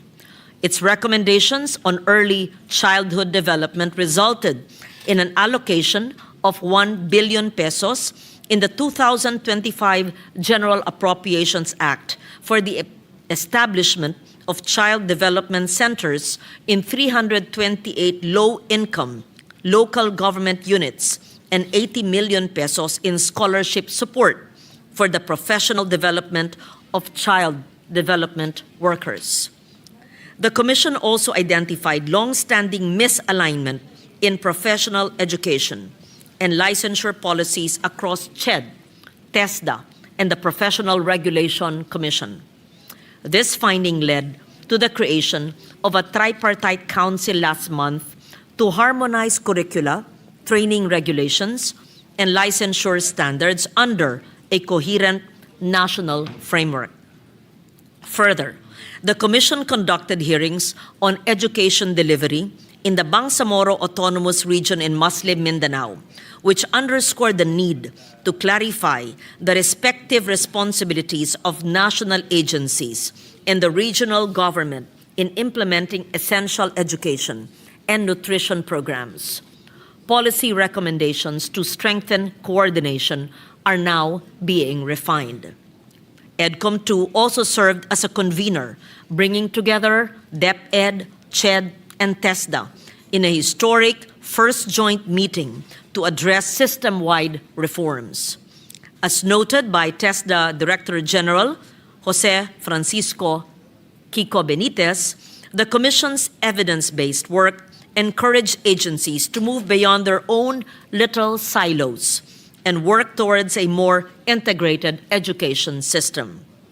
Undoubtedly, EDCOM II was the driving force behind the establishment of the Education and Workforce Development Group through Administrative Order Number 36, directly addressing the fragmentation identified in the Commission's Year 1 report and affirmed by the concurrent resolution passed by the Senate and adopted by the House of Representatives. This effective translation of research into reform is precisely what makes the role of EDCOM II indispensable. It has functioned both as a think tank and as a coordinating body, building trust and consensus among diverse stakeholders, including agencies, teachers, parents, and policymakers. To ground its recommendations, EDCOM II has commissioned 97 research studies, partnered with 91 organizations, conducted 44 workshops and consultations, 32 hearings, 9 site visits, and 3 benchmarking sessions or missions. This work was made possible through the dedication of its secretariat, led by its executive director, Dr. Carol Markey, and supported by its advisory council under the leadership of those who served as commissioners from both chambers of Congress, including this representation, together with Senators Sherwin Gatchalian, Joel Villanueva, Alan Peter Cayetano, Pia Cayetano, Chis Escudero, and Bam Aquino, as well as former Senators Sani Angara and Coco Pimentel, who served during the 19th Congress.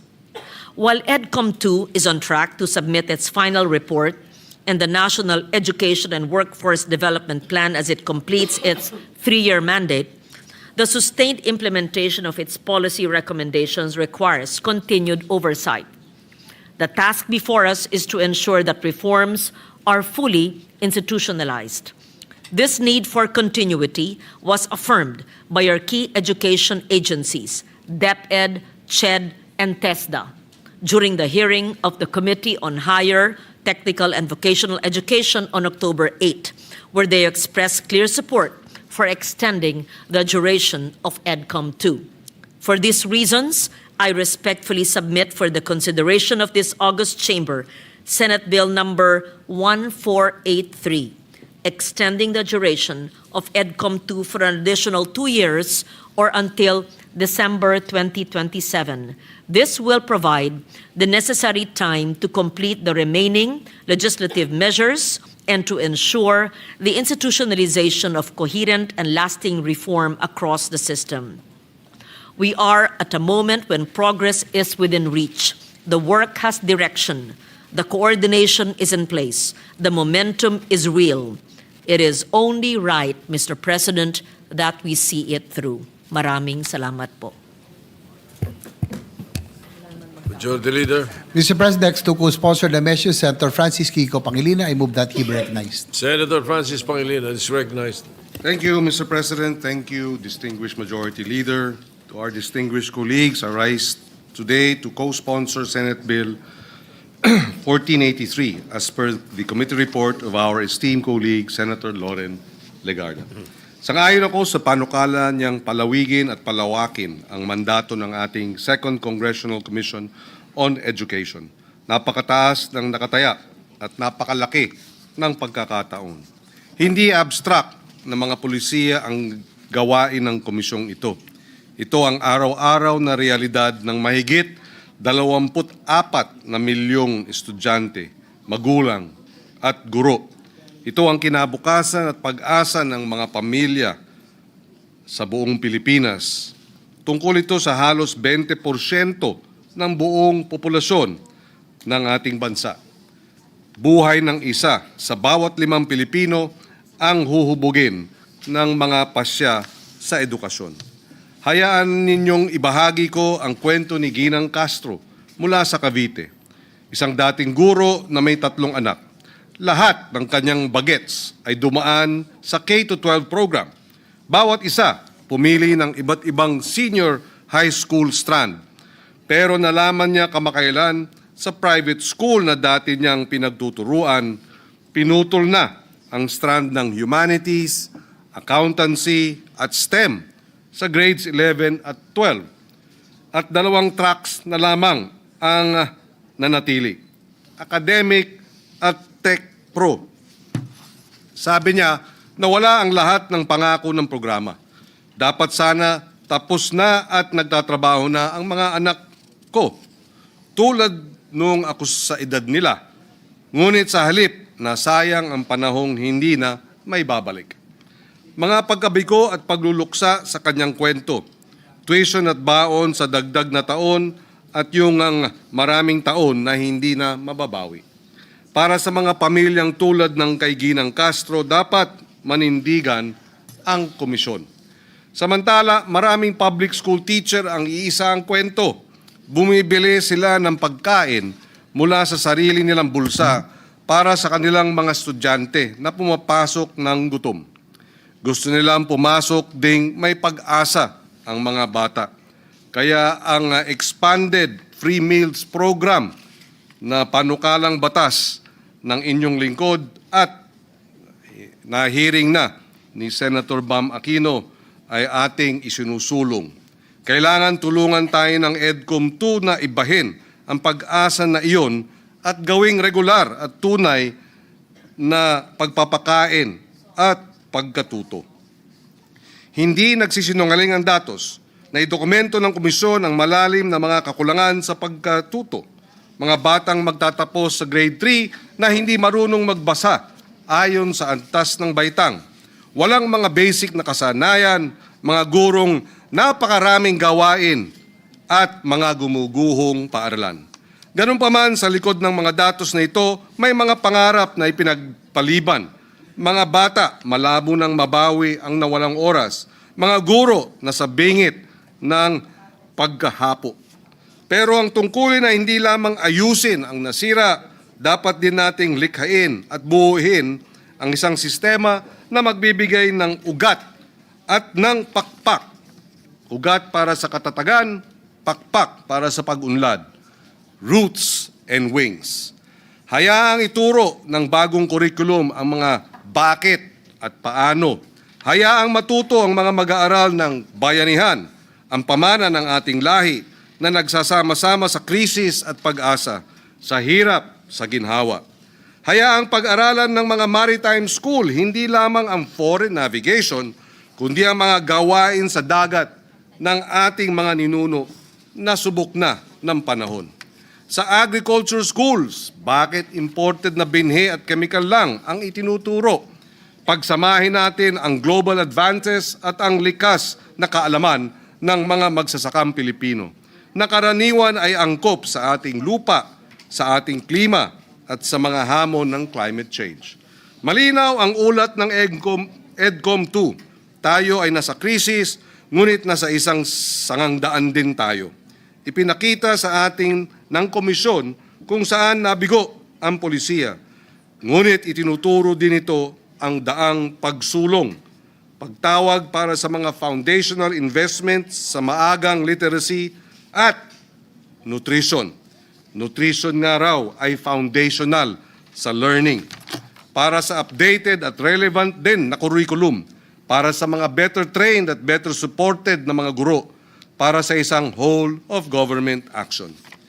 Bigyan natin ang komisyon na ito ng oras, dagdag na kasangkapan at mas malawak na mandato para makumpleto ang mga gawaing nabanggit. Bigyan natin ng hustisya ang mga Castro at ang hindi mabilang na pamilya, guro at estudyanteng umaasa sa atin. Bilang pangwakas, alam nating lahat, pag namuhunan tayo sa edukasyon, namuhunan din tayo sa kinabukasan ng bawat Pilipino, namumuhunan din tayo sa kinabukasan ng Republika ng Pilipinas. For these reasons, Mr. President, I wholeheartedly co-sponsor Senate Bill 1483 and urge its immediate approval. Maraming salamat. Majority Leader. Mr. President, next to co-sponsor the measure, Senator Joel Villanueva. I move that he be recognized. Senator Joel Villanueva is recognized. Thank you, Mr. President. Thank you, Majority Leader. Mr. President, I rise to co-sponsor the measure extending the duration of the Second Congressional Commission on Education, or EDCOM II. We'd like to put on record our sincerest thanks and gratitude to the sponsor, Senator Loren Legarda, for including Senate Bill number 103 filed by this representation together with Senators Pia and Alan Cayetano and Escudero. Mr. President, as one of the commissioners of EDCOM II, I have seen firsthand how the Commission has worked tirelessly to understand and fix what is broken in our education system. In just 2 years, EDCOM II has completed numerous research studies, consultations, and school visits nationwide. These conversations with teachers, learners, parents, and local leaders have helped us visualize and clearly define and describe the state of our education system, as well as the much-needed interventions. The Commission's Year 2 report, aptly titled Fixing the Foundations, a Matter of National Survival, tells us that the learning crisis is not abstract. 1 in 4 Filipino children under 5 is stunted, and many of our grade 4 learners still struggle to read with understanding or do basic math. These are not just education statistics. They are a warning light for our nation's future. Despite well-intentioned reforms and higher budgets, our students continue to lag in international assessments such as PISA 2022, where we rank among the lowest in reading, math, and science. The issue is not effort. Mr. President, it is coherence, coordination, and follow-through. Mr. President, EDCOM II's findings are now crystallizing into actionable reforms. Reforms on teacher quality, early childhood education, curriculum relevance, and stronger alignment between learning and work. To stop now, Mr. President, would mean losing our hard-won momentum and the depth of consensus we have built across sectors. Mr. President, extending EDCOM's II mandate is not about prolonging a study. It is about ensuring that these reforms reach the finish line, backed by data, consultation, and urgency. In closing, may I say, Mr. President, once again, that education remains our nation's greatest equalizer. Let us give this commission the time it needs to finish the job so that every Filipino learner from preschool to professional life can truly thrive. Maraming salamat po and may God bless us all. Thank you. Majority Leader. Yes, Mr. President, next to co-sponsor the measure, Senator Bamakino. I move that he be recognized. Senator Bamakino is recognized. Thank you, Mr. President. Mr. President, nais po nating magpahiwatig ng ating kagustuhan, mag-co-sponsor at mag-co-author sa panukalang ito. Alam ho natin na napakahalaga ng gawain ng EDCOM. Nandito po sila. We all know that their work is really important at dahil po sa kanilang trabaho, marami pong nailabas ng mga datos na kinakailangan ng mga policymakers para makagawa ng mga magaganda, mabubuti at responsive na batas para po sa ating kabataan. So we wholeheartedly support Senator Legarda, my counterpart in the Committee on Higher Education, and we hope that through this effort, the EDCOM work can continue and that they will be present to see these reforms come to pass. So maraming salamat, Mr. President, and we will move to insert a lengthier co-sponsorship speech in the records. Maraming salamat po. All right. Majority Leader. Next to co-sponsor the measure, Senator Risa Ontiveros. I move that she be recognized. Senator Risa Ontiveros is recognized. Salamat po, Mr. President. Mr. President, distinguished colleagues, magandang hapon po.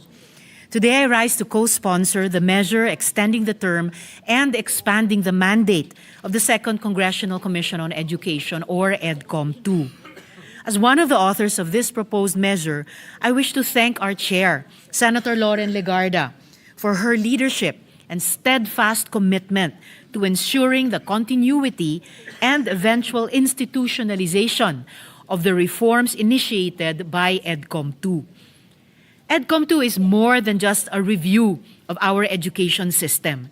It is our collective national effort to ensure that Philippine education truly prepares our learners for the future.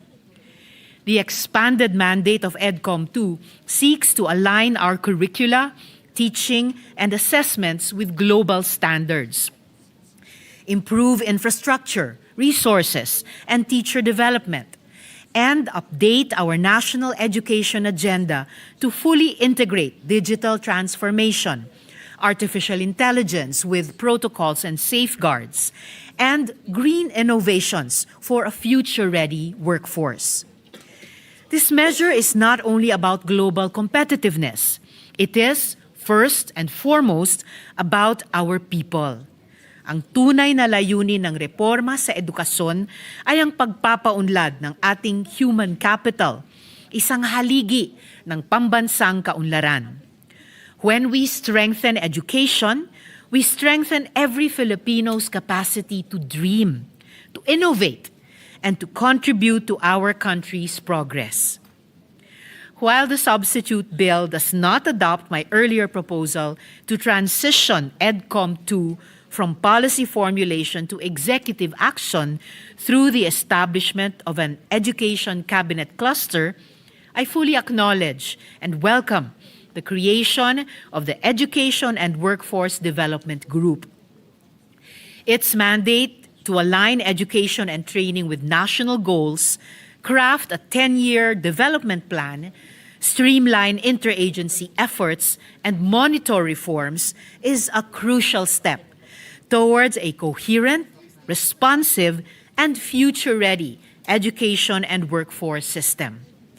Let us ensure that these reforms are not only written into law, but also felt in every classroom and community.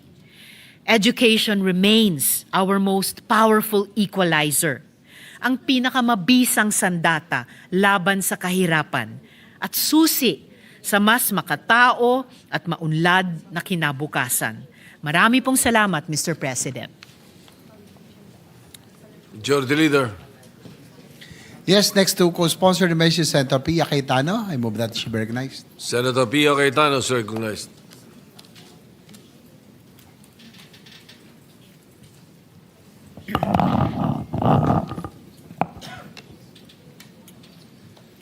Mr. President, I rise today to co-sponsor Senate Bill number 1483 under Committee Report number 7. This bill seeks to extend the duration of the Second Congressional Commission on Education, or EDCOM II, for 2 more years. As a former commissioner of EDCOM II, I have had the privilege of working closely with our education partners in assessing and understanding the true state of Philippine education. Through rigorous research and nationwide consultation, we have seen both the magnitude of our challenges and the opportunities to pursue meaningful and lasting reform. In just 3 years, EDCOM II has produced groundbreaking reports, its Year 1 assessment exposing deep systemic fractures, and its Year 2 report fixing the foundations, released just this year, sounding an urgent alarm on the crisis in our early learning stages. These are not mere documents. These are battle cries for a Philippines where no child is left behind, and yet the work is far from done.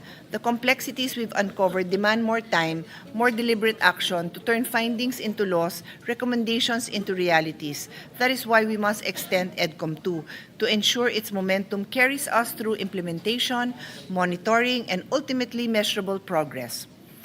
EDCOM II's latest insights, drawn from the 2023 National Nutrition Survey and corroborated by UNICEF data, reveal that 1 out of every 4 Filipino child is stunted. That's 23.6% of our youngest citizens suffering irreversible damage from chronic malnutrition before they even step into a classroom. These figures are not just statistics, they are a call to action. EDCOM II is also made it clear education reform begins with investing in people. We cannot expect our schools to deliver quality education if they lack the basic manpower to function effectively. EDCOM II found that about half of our public schools do not even have a full-fledged principal. Many schools are also lacking administrative officers, planning and development officers, and guidance counselors, the very positions that keep a school system running smoothly and support the well-being of both learners and teachers. We must see through our investment in this manpower in school heads, admin officers, PDO guidance counselors, and the allied professionals who make inclusive education possible: speech pathologists, occupational physical therapists, and special education teachers. EDCOM II's report highlights a persistent job skill mismatch in the Philippines, particularly among graduates of technical vocational programs, where nearly 2/3 end up in jobs unrelated to their training. While TVET education increases labor force participation, it does not consistently lead to quality or aligned employment. EDCOM II attributes this gap to outdated training regulations, limited industry participation in curriculum design, and weak school-to-work transition systems. These findings underscore the urgent need to align education and training with actual labor market demands, strengthen enterprise-based learning, and ensure that reforms, like those envisioned under EDCOM II's extended mandate, translate into meaningful employment opportunities for Filipino learners. I also wish to note that the committee report explicitly takes into consideration our bill, Senate Bill number 103, which complements this extension by providing additional mechanisms for education reform and implementation oversight. EDCOM II has produced critical studies on learning recovery, teacher quality, early childhood education, higher education governance, and future skills development, studies that have already informed ongoing reforms in curriculum design, teacher training, and interagency coordination. These outputs have strengthened our understanding of what must be done to rebuild our education system after the learning losses caused by the pandemic and years of underinvestment. As the former chair of the Senate Finance Subcommittee that handled the budget of higher and basic education, I've always maintained that education is our country's most powerful and enduring investment. But for that investment to create real and lasting impact, it must be anchored on sound policy, guided by reliable data, and driven by evidence, exactly the kind of foundation that EDCOM II provides. As chairperson of the Senate Committee on Sustainable Development Goals, Innovations and Futures Thinking, I view this extension as a reaffirmation of our commitment to SDG 4, quality education. Education is the foundation of all other goals, from gender equality to decent work, innovation, and inclusive growth. Education reform is not a sprint, it is a marathon. By extending EDCOM II, we ensure that the work we have begun, built on evidence, collaboration, and foresight, continues until it leads to genuine transformation for every Filipino learner. Let us give EDCOM II the time it needs to complete its mission and to carry forward the vision of a Philippine education system that is inclusive, future-ready, and world-class. Thank you, Mr. President. Majority Leader. Mr. President, last two co-sponsored measures, Senator Robin Hood Padilla, move that he be recognized. Senator Robin Padilla is recognized. Maraming salamat po, Ginoong Pangulo, at sa ating pinunong mayurya. Assalamualaikum warahmatullahi wabarakatuh. Ginoong Pangulo, mga kasama ko mambabatas, magandang araw po uli sa inyong lahat. Tayo pong lahat ay produkto ng 1986 Revolution. Tayo po ay nasa ilalim ng 1987 Constitution. Ang sabi po ng mga eksperto, ang isa daw pong matagumpay na revolusyon ay ito po ang nasasaad. The new government typically implements significant educational reforms designed to align the system and with the new political and social ideology. The primary goals of education in this context often shift to fostering a new national identity, promoting civic responsibility, and developing a skilled workforce to support the new economy. Malungkot ko pong sasabihin, medyo na-disgrasya po tayo dyan, mga mahal kong kababayan, dahil hindi po natin na-achieve ito. Kaya ako po ay tumatayo ngayon bilang co-sponsor ng panukalang paluwigin ang Second Congressional Commission on Education o EDCOM II. Sa ating mahal na bayan, malinaw pong nakikita natin na ang krisis sa edukasyon ay hindi lamang numero, hindi lamang datos, kundi muka at buhay ng bawat batang Pilipino na patuloy na umaasang may lugar sila sa mas magandang kinabukasan. Kaya ako po ay nakikiisa sa ating mga pangunahing may akda upang tunay pong sabihin natin na nagtagumpay ang revolusyon noong 1986 bilang miyembro ng Committee on Basic Education at Committee on Finance. Nakita ko po mismo ang sakripisyo ng ating mga guro at ang hirap ng ating mga magulang. At bilang isang ama, ramdam ko sa puso ko na hindi makatarungan ng ating kabataan ay lumaki sa sistemang hindi natutugunan ang kanilang mga pangarap. Isa pong napakasakit tingnan na ang mga anak ko'y nag-aaral sa mga pribadong eskwelahan. Ngunit bilang isang senador, ang mga batang Pilipino ay naghihirap sa mga silid-aralang siksikan sa pampubliko mga paaralan. Gurong pagod na pagod pero patuloy na naglilingkod. Kabataang nagtatangkang mangarap kahit paminsan ay tila kulang ang kanilang preparasyon para sa mga magiging hamon ng buhay.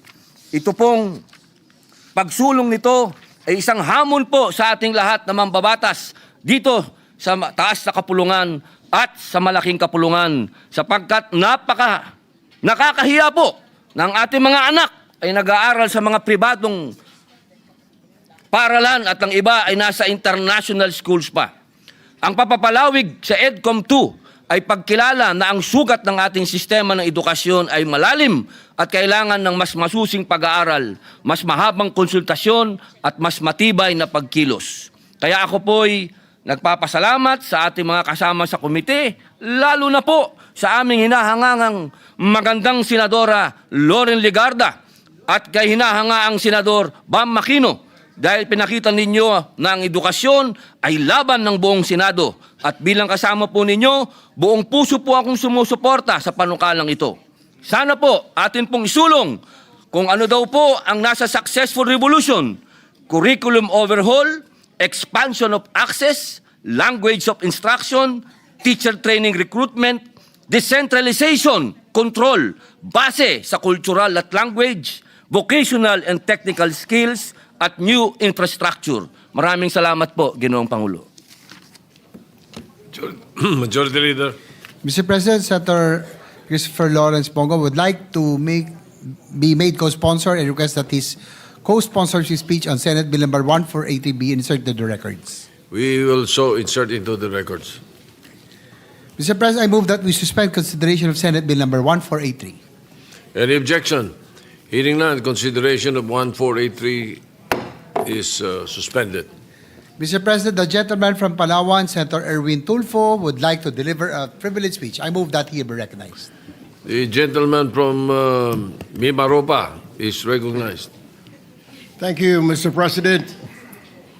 Mr. President, distinguished colleagues, ladies and gentlemen of this august chamber. Ako po ay tumitindig ngayon upang manawagan para sa ganap na proteksyon ng buong kabundukan ng Sierra Madre. Hindi lamang po sa Isabela, sa Hilaga, kundi hanggang sa lalawigan ng Quezon sa Timog. Noong Sabado at Linggo lamang, nang tumama po ang Super Typhoon Uwan sa Luzon, muli nating nasaksihan ang katatagan ng Sierra Madre. Siya lang naman po ang humarang sa unos, pumigil sa hagupit ng hangin at nagligtas ng milyong-milyong buhay sa Luzon. Tahimik po niya ang ginampanan, Mr. President, muli ang tungkulin bilang ating tagapagligtas. Para pong isang ina na ikinubli ang kanyang mga anak sa dapat sanay nakamamatay na hagupit ni Juan. Yet, Mr. President, despite its immense importance, the Sierra Madre remains under siege. Mining operations continue to carve scars upon slopes. Illegal logging and massive quarrying erode its soil. Infrastructure and resort developments threaten to fragment its forests. Gayong may mga batas naman gaya ng Republic Act No. 9125 o ang Northern Sierra Madre Natural Park Act of 2001 na naglalayong pangalagaan ito, nananatiling kulang at mahina ang pagpapatupad ng mga probisyong dapat sana'y nagpoprotekta sa natitirang likas na yaman ng ating bansa. Kaya naman, Ginoong Pangulo, nanawagan ako na agad suriin at pagtibayin ang pagpapatupad ng proteksyon sa Sierra Madre. Nararapat ang mas maigting na pagbabawal sa anumang mapaminsalang pagmimina, pagtutroso dito at pagtatayo ng lahat ng uri ng resort, bakasyunan man o permanenteng tirahan, kasabay na rin ang pagbibigay ng kabuhayang pangkalikasan sa mga katutubo at lokal na komunidad na tunay na tagapangalaga ng kalikasan. Mga kasama, kung ang Sierra Madre handang isakripisyo ang sarili upang tayo ay mailigtas, hindi ba't napapanahon na tayo naman ang magligtas sa Kanya? Mr. President, colleagues, how many more super typhoons must batter Luzon before we act? How many more floodings and landslides must claim lives before we finally give the Sierra Madre the protection she deserves? The Sierra Madre has saved Luzon countless times, from Typhoon Yolanda, Rolly, Paeng, and now Uwan. But who will save the Sierra Madre, Mr. President? It cannot speak for itself. It cannot march to this hall. It cannot plead for mercy against bulldozers and chainsaws.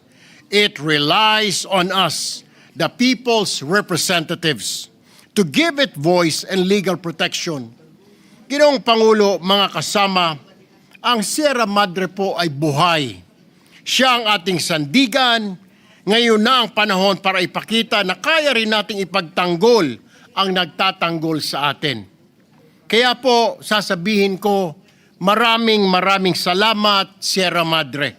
Thank you, Mr. President. Thank you, my fellow legislators. Thank you. Thank you very much.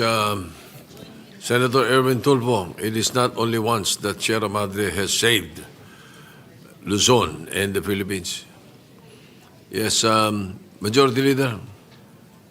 Yes, Mr. President, Senator Rafi Tulfo is seeking the floor for a manifestation of support. Senator Rafi Tulfo is recognized. Thank you, Mr. President. In line with the privileged speech of the Honorable Senator Erwin Tulfo, I would like to raise concerns on the protection of our environment, especially our protected areas. 3 years ago, I expressed my opposition over the Kaliwa Dam project because of the irreversible harm it will cause to the ecosystem of Sierra Madre and because of the affected indigenous communities.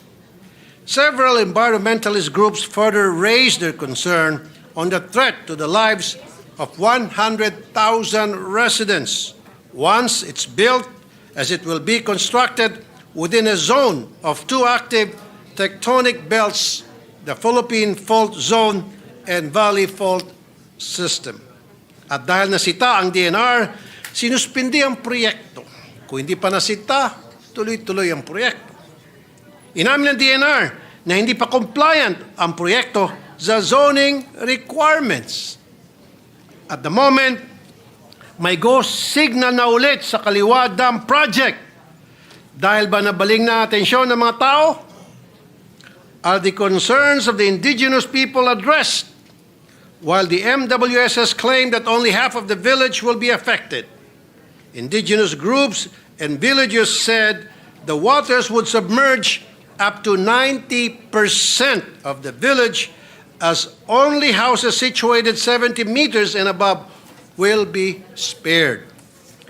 Ito po ang matagal ko nang sinasabi at paulit-ulit. Ang ating DENR ay parati na lang pumapasok pag may kaguluhan na, pag may nadisgrasya na, pag may milyon nang nasira at marami nang namatay. Reactive at hindi po proactive ang ating DENR. Dapat po ang DENR anunguna sa pagpigil ng pag-aabuso sa ating kalikasan. Pero hindi po ganitong nangyari. Kasi po, may nababayaran sa baba para mabigyan ng ECC. Pag walang nagreklamo, everybody happy. Pag may nagprotesta naman, hindi rin agad pinapansin hanggat hindi nag-viral o ma-pick up ng media o sa social media. Anong klaseng sistema meron po tayo? The problem with our environment, Mr. President, is that damages are often irreversible. Kaya dapat prevention ang priority natin, hindi rehabilitation. Dahil years and even decades ang kailangan to bring back any damage to our environment. And the cost is nowhere near any economic advantage that we can gain from some of the projects. And that is why we have the ENIPAS Act, excuse me, or the environment or the expanded National Integrated Protected Areas System Act. These are areas that we recognize as sacred and need absolute protection. But from our experience as Kaliwa Dam, sa resort, sa Chocolate Hills at sa Mount Apo, at sa wind farm energy projects at sa Masungi, ang mga regulasyon ay optional. Depende kung magkaroon ng kadahilanan. Sa magkanong kadahilanan? In some ways. Ang mga environment compliance certificates ay nabibili gaya ng mga birth certificates at diplomas dyan sa recto. I have discussed this matter with my fellow senators who are environment advocates, and they agreed with me that we must review the ENIPAS Act. There's a need to instill better regulatory system. Community participation in the regulation must be strengthened. But just like infra project, it is the communities that point out irregularities. It is the community that has genuine concern for the environment. Furthermore, we should include in the prohibited and penalized acts the participation of government officials in the prohibited acts, because the violation of our environmental laws are never committed without the consent or cooperation of a public official. Given po yan palagi. Sa katotohanan, naipakita ko na po kung paano paglaruan ang mga miyembro ng DNR, PAMBI, NCIP at iba pang ahensya para makakuha ng kakayanang babuyin ang ating protected areas. While the right price and the right friends, anything is possible. Meaning, walang imposible if the price is right. Oras na para bisitahin natin muli ang ENIPAS at iba pang batas para wakasan ang ganitong klaseng bulok na sistema. With this, I commend and give my full support to the privileged speech of the good Senator Erwin Tulfo. Thank you, Mr. President. Majority Leader. Yes, Mr. President, likewise, I would like to support the privileged speech of Senator Tulfo. I'm also and I have seen how these developers, Mr. President, I have encroached into the Upper Marikina River Basin Protected Watershed. Ito po dapat ang parte ng Sierra Madre na nagpo-protection sa atin po sa Metro Manila. And dati po kami nagmo-motocross dyan. We're going, especially during the COVID time. Kahit saan po nakakapunta kami sa Sierra Madre. But lately, in the last few days, hindi na po kami pinapayagan. May mga guardian tumipigil at may mga development na po.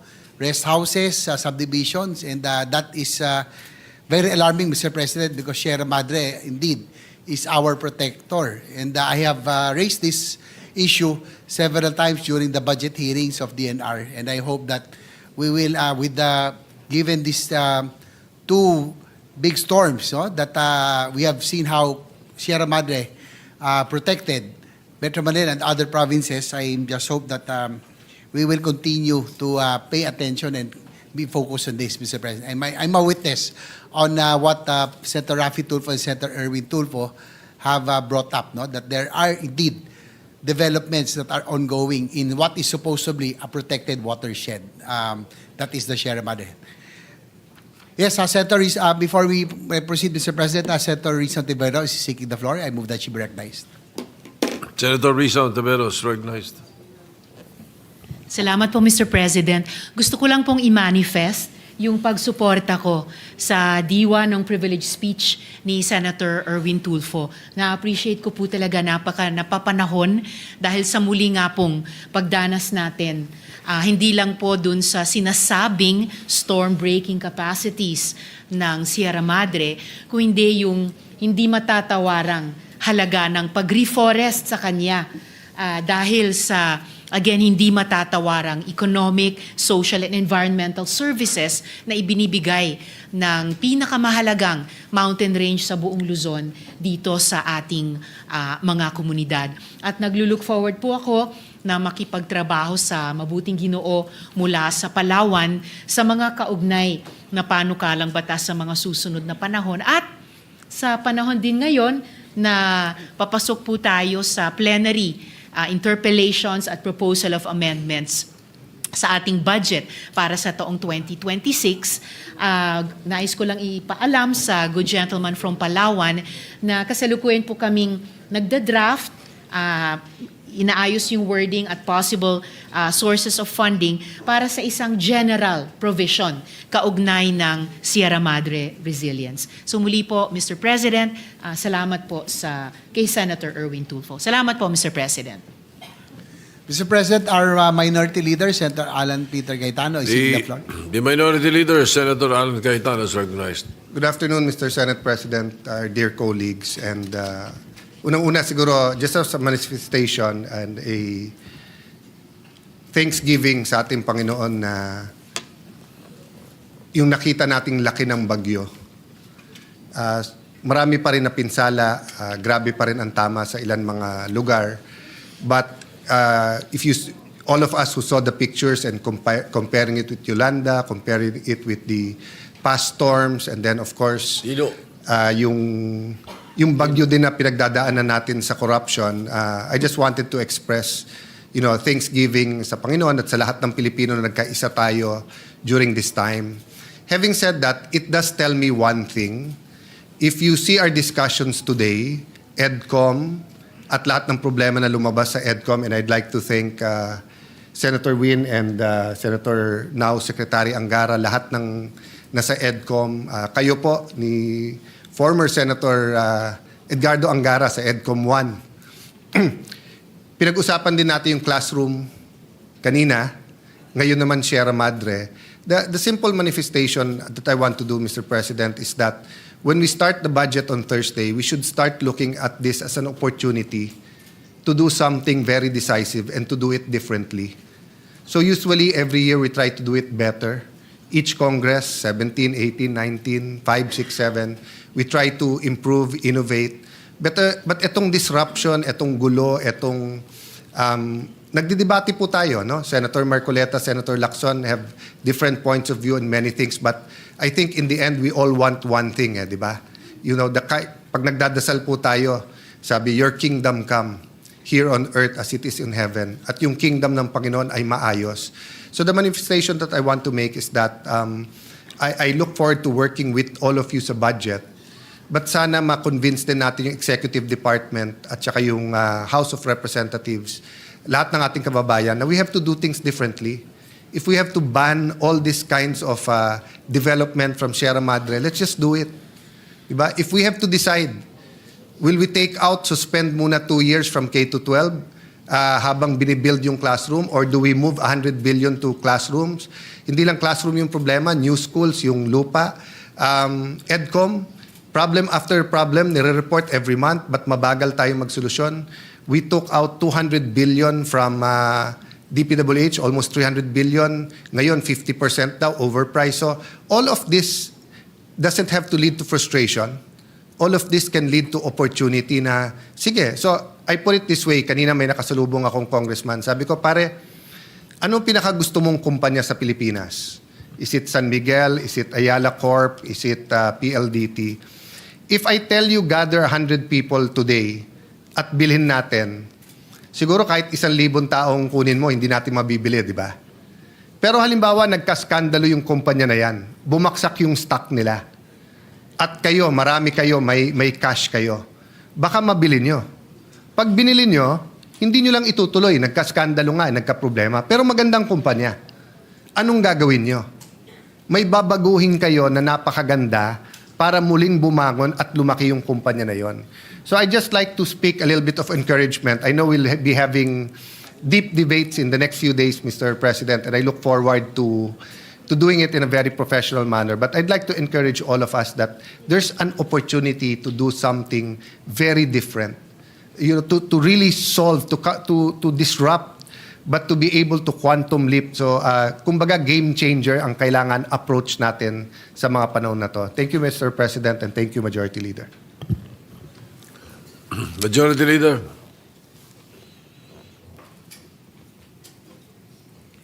Mr. President, I move that we refer the privilege speech of Senator Erwin Tulfo and all the interpretation manifestation thereon to the Committee on Environment, Natural Resources, and Climate Change. Any objection? Hearing none, the motion is approved. So referred.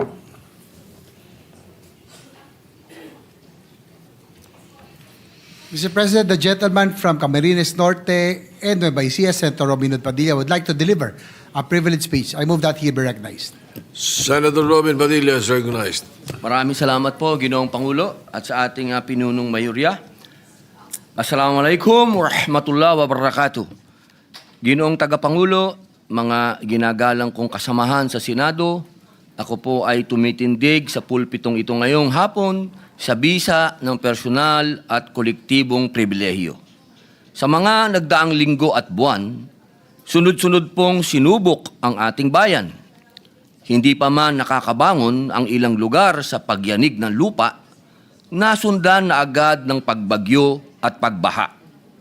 Sa aking pagpunta kamay-kailan sa Cebu, nakita ko ang dalawang muka ng sakuna, ang bigwas ng lindol at hagupit ng bagyo. Magkasunod nilang winasak ang bayan. Mga pader na bumigay, mga bahay at mga establishmentong pinaghirapang itaguyod ng ilang taon ay gumuho. Mga sasakyan na nagkapatong-patong at mga komunidad na hanggang ngayon ay nababalot pa rin ng takot at pangamba. Sa mga ganitong panahon, lagi na lang nating naririnig na pinupuri ang pagiging resilient o matatag ng mga Pilipino. Halos nakatahina ang katangingang ito sa ating pagkatao. Pilipinong matatag, matibay ang loob, matiisin sa gitna ng sakuna. Palibasa ba ang mga Pilipino ay matatag? Dapat bang palagi na lamang siyang makaranas ng paghihirap at pagdurusa? O likas bang delikado talaga ang Pilipinas pagdating sa mga sakuna? O naging ganito na lang kadelikado dahil sa kapabayaan at pagsasamantala? Mahigit po 4 na milyong Pilipino sa 8 rehiyon ang sinalanta ng Bagyong Tino. Mga ari-arian, mahigit 155,000 bahay ang naitalang nawasak, 155,000. At ang naitalang pinagsamang halaga ng pinsala sa agrikultura at infrastructure ay tinatayang nasa 337.6 million at baka tumaas pa. Ang isang hindi katanggap-tanggap at pumupukaw sa dibdib ng bawat Pilipino ay ang mahigit 200 ang naitalang nasawi. Kinain ng putik na lagpas tao at mahigit 100 ang nawawala at mahigit 500 ang sugatan. Habang bumabangon pa lamang ang iba nating mga kababayan at mga institusyon sa nagdaang bagyo, dumating naman ang Bagyong Uwan na nanalanta sa mahigit 2 milyong Pilipino sa 15 rehiyon. Sa kasalukuyan, mahigit 800,000 ang nasa evacuation centers. 6 ang naitalang nasawi. At tinatayang mahigit 4,000 bahay ang napinsala. Naulat din ang pagbaha sa mahigit 200 lugar. Habang halos 300 bahagi ng kalsada at higit sa 50 tulay ang hindi madaanan sa kasagsagan ng bagyo. Nakaranas din ng pagkawala ng kuryente at supply ng tubig sa mahigit na 400 lungsod at munisipalidad. Kasama na po ang aking probinsyang Camarines Norte. Sa mga karanasan nating ito, nabunyag na naman ang katiwalian sa mga proyekto. Mga maninipis at tinipid na poste ng gusali, mga seawall na madaling masira at bumigay, ang katagang flood control ghost projects pala ay hindi lamang ghost sa kadahilan ng hindi sila nakikita at nararamdaman, kundi dahil mumultuhin tayo ng mga ito sa tuwing magkakaroon ng kalamidad. Mumultuhin tayo ng kapabayaan at katiwalian na pinabayaan nating manuot sa sistema. At kung may dapat tayong mapagtanto sa lahat ng ito, iisa lang ang katotohanan. Hindi kalikasan ang may problema. Sistemang bulok at palpak. Kung matatagman ng ating mga mamamayan, hindi po yun nangangahulugan na kailangan nating hayaang dumanas sila ng hirap sa bawat sakuna. Ang resilience na ginagayak ng bawat Pilipino bilang isang tatak ng karangalan ay naging tabing na din na nagkukubli sa kawalan ng pananagutan. Bilang mga mambabatas, tungkulin nating itaguyod sila. Ibsan ng bigat na kanilang dinadala. Mas lalo pang palakasin ng kanilang loob at patatagin ng kanilang diwa. Our people deserve more from us. Hindi salita, hindi grandstanding, kundi sa gawa. Tunay na malasakit at tapat na paglilingkod. Kaya po noong Setyembre pa lamang, isinusulong ko na ang Senate Bill number 1299 o Mahiya Naman Kayo Act na naglalayong ganap na alisin ang ekwasyon, ang panghihimasok ng mga mambabatas sa pagtukoy, pagpopondo at pagpapatupad ng mga proyekto. Layon din ng panukalang ito na patatagin ang koordinasyon ng national government sa mga local government units, sa mga infrastructure projects na itatayo sa kanilang mga lugar. Kung ang isang proyektong pang-infrastructure ay itatayo sa isang probinsya, munisipyo, syudad o barangay, dapat ito ay alam ng mga local government officials doon. Hindi na pwedeng surprise na lang ang mga proyekto na ikagugulat ni governor, ni mayor o ni kapitan. Naalala ko pa noong 2024, matapos ang pananalasa ng Bagyong Christine, personal ko pong tinutukan ang pagbaha sa Camarines Sur dahil ako po'y Bicolano. Nakita ko kung paanong ang ilang proyekto ng flood control, imbis na makatulong, ay naging sagabal pa sa natural na daloy ng mga ilog. Isa itong malinaw na halimbawa kung paanong ang hindi konsultadong proyekto ay nagiging sanhi na mas matinding sakuna. Maaalala din na sa kasagsagan ng mga bagyo noong Hulyo nitong taon, nanawagan po si Manila Mayor Isko Moreno na ibigay sa mga LGU ang pamamahala sa mga pasilidad kontra baha. Dapat sa kanila magsimula ang proyekto. Dapat sa kanila manggaling ang plano. Dapat sila ang nagpapasya kung paano magpoprotektahan ang kanilang mga mamamayan. Ang trabaho ng legislatura ay magbigay ng otorisasyon sa pamamagitan ng batas, hindi ng padrino. Magbigay ng gabay, magbigay ng solusyon, hindi ng problema. Kung pumalpak ang proyekto, kung may pagkukulang, dapat malinaw kung sino ang mananagot, hindi na kung ano-ano pang investigasyon.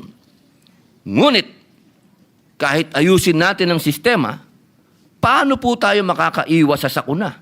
kung hindi natin alam ang panganib. Kaya, isinusulog ko rin po ang Senate Bill number 1481, ang National Hazard Mapping Act. Kailangan natin ng malinaw, kumpleto at updated na pambansang mapa ng panganib. Isang mapang magsasabi kung saang delikado tumira, kung saan hindi dapat magtayo, at kung saan dapat ililikas ang mga pamilya bago dumating ang bagyo, lindol o pagguho. Ang mapang ito ay buuin sa pamamagitan po ng koordinasyon ng DNR, NAMRIA, DOST, Climate Change Commission, NDRRMC at DILG, at i-update tuwing 5 taon. Ang mapang ito ang magiging gabay ng LGU sa zoning, urban planning, relocation at emergency response. Hindi pwedeng hula-hula ang buhay ng Pilipino. Hindi pwedeng tsambahan ang kaligtasan ng komunidad. Ang respeto sa siyensya ay respeto sa buhay. Sa diwa ng katarungang panlipunan at malasakit, ang inyong lingkod ay maghahain din po ng isang resolusyon na nanawagan sa lahat ng government financial institution at iba pang ahensya na magpatupad ng pansamantalang moratorium sa pagbabayad ng utang sa mga lugar na idiniklarang nasa ilalim ng state of calamity. At humihikayat sa mga pribadong bangko at institusyon na makiisa sa diwang ito. Sa ganitong sitwasyon na labis na silang sinubok ng panahon, huwag na natin pong dagdagan pa ang kanilang pagkalugmok. Ako rin ay nananawagan sa ating pamahalaan at sa mga kapwa lingkod bayan na pawiin muna ang mga labis na formalidad, masalimuot na proseso at mahigpit na requirement sa pagbibigay ng serbisyo sa ating mga kababayang labis na naapektuhan ng kalamidad. Sa panahon ng pangangailangan, ang agarang tulong ay hindi dapat hadlangan ng masyadong maburokrasyang pagkilos dahil ang bawat segundo ay mahalaga sa buhay at pagbangon ng ating mga mamamayan. Huwag nating gawing normal ang pagtitiis, ang pag-akyat sa bubong, ang paglusong sa tubig baha at putik na may panganib na makuryente. Sa makatwid, hindi palibasay sila'y matatag. Maaari na nating hayaang maging normal na bahagi ng buhay ng Pilipino ang pagdurusa. Ang resilience ay dapat sandata, hindi kapalit ng responsableng pamamahala. Ang katatagan ay dapat pinupunan ng tulong, hindi inaabuso ng kapabayaan. Ang pagtitiis ay hindi parusa. Kaya muli, ako po'y nananawagan. Mahiya naman tayo kung inuuna natin ang politika kaysa buhay. Mahiya tayo kung kaya nating manahimik habang may nagdurusa. Ngunit kung kikilos tayo ngayon, kung iwawasto natin ang sistema, kung uunahin natin ang pagmamalasakit kaysa pamumulitika, maibabalik natin ang dangal sa serbisyo publiko. May pag-asa pa ang Pilipinas. Ngayon ang panahon para makita ang peligro bago dumating ang trahedya. Ngayon ang panahon para hindi lang tayo maging matatag, kung hindi maging ligtas. Ngayon ang panahon para protektahan ang buhay ng Pilipino, hindi ang kapangyarihan. Mga kasama, mga kapwa ko lingkod bayan. Sa akin pong pag-ikot, kitang-kita ko po ang hindi ko po maipaliwanag sapagkat hindi na po kailangan ng matinding research o mga scientists kung anong naging problema dito sa ating bayan ba't maraming namamatay. Saan po kayo nakakita na mga riverbed may nakatirang tao? Mga daanan ng tubig, ginawang tirahan ng tao at ginawa pang barangay. Siguro naman po mga kasama, kitang-kita na natin kung saan ang problema. Ang kailangan po natin ngayon ay political will.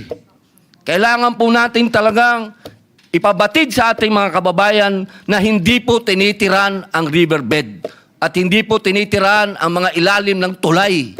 Hindi po tinitirahan at hindi po pwedeng gawing barangay ang daanan ng tubig na inukit ng kalikasan. Yaan pong mga lugar na yan, sa matagal na panahon, 1,000 taon, yaan po ay daanan ng tubig. Kaya mga kasama, pagbutihin pa natin, dahil ka nga ng aking yumaong ama, ang tunay na karangalan ng tungkulin ay nasusukat hindi sa karangyaan ng posisyon, kundi sa malasakit, serbisyo, at pagsasakripisyo ng sarili para sa pinaglilingkuran. Maraming salamat po. Majority Leader. Mr. President, I move that we refer the privilege speech of Senator Padilla to the Committee on Environment, Natural Resources, and Climate Change. So move, Mr. President. Any objection? Hearing none, so referred. Mr. President, the Jetta lady from Antique and Malabon, Senator Lauren Legarda, would like to deliver a privilege speech. I move that she be recognized.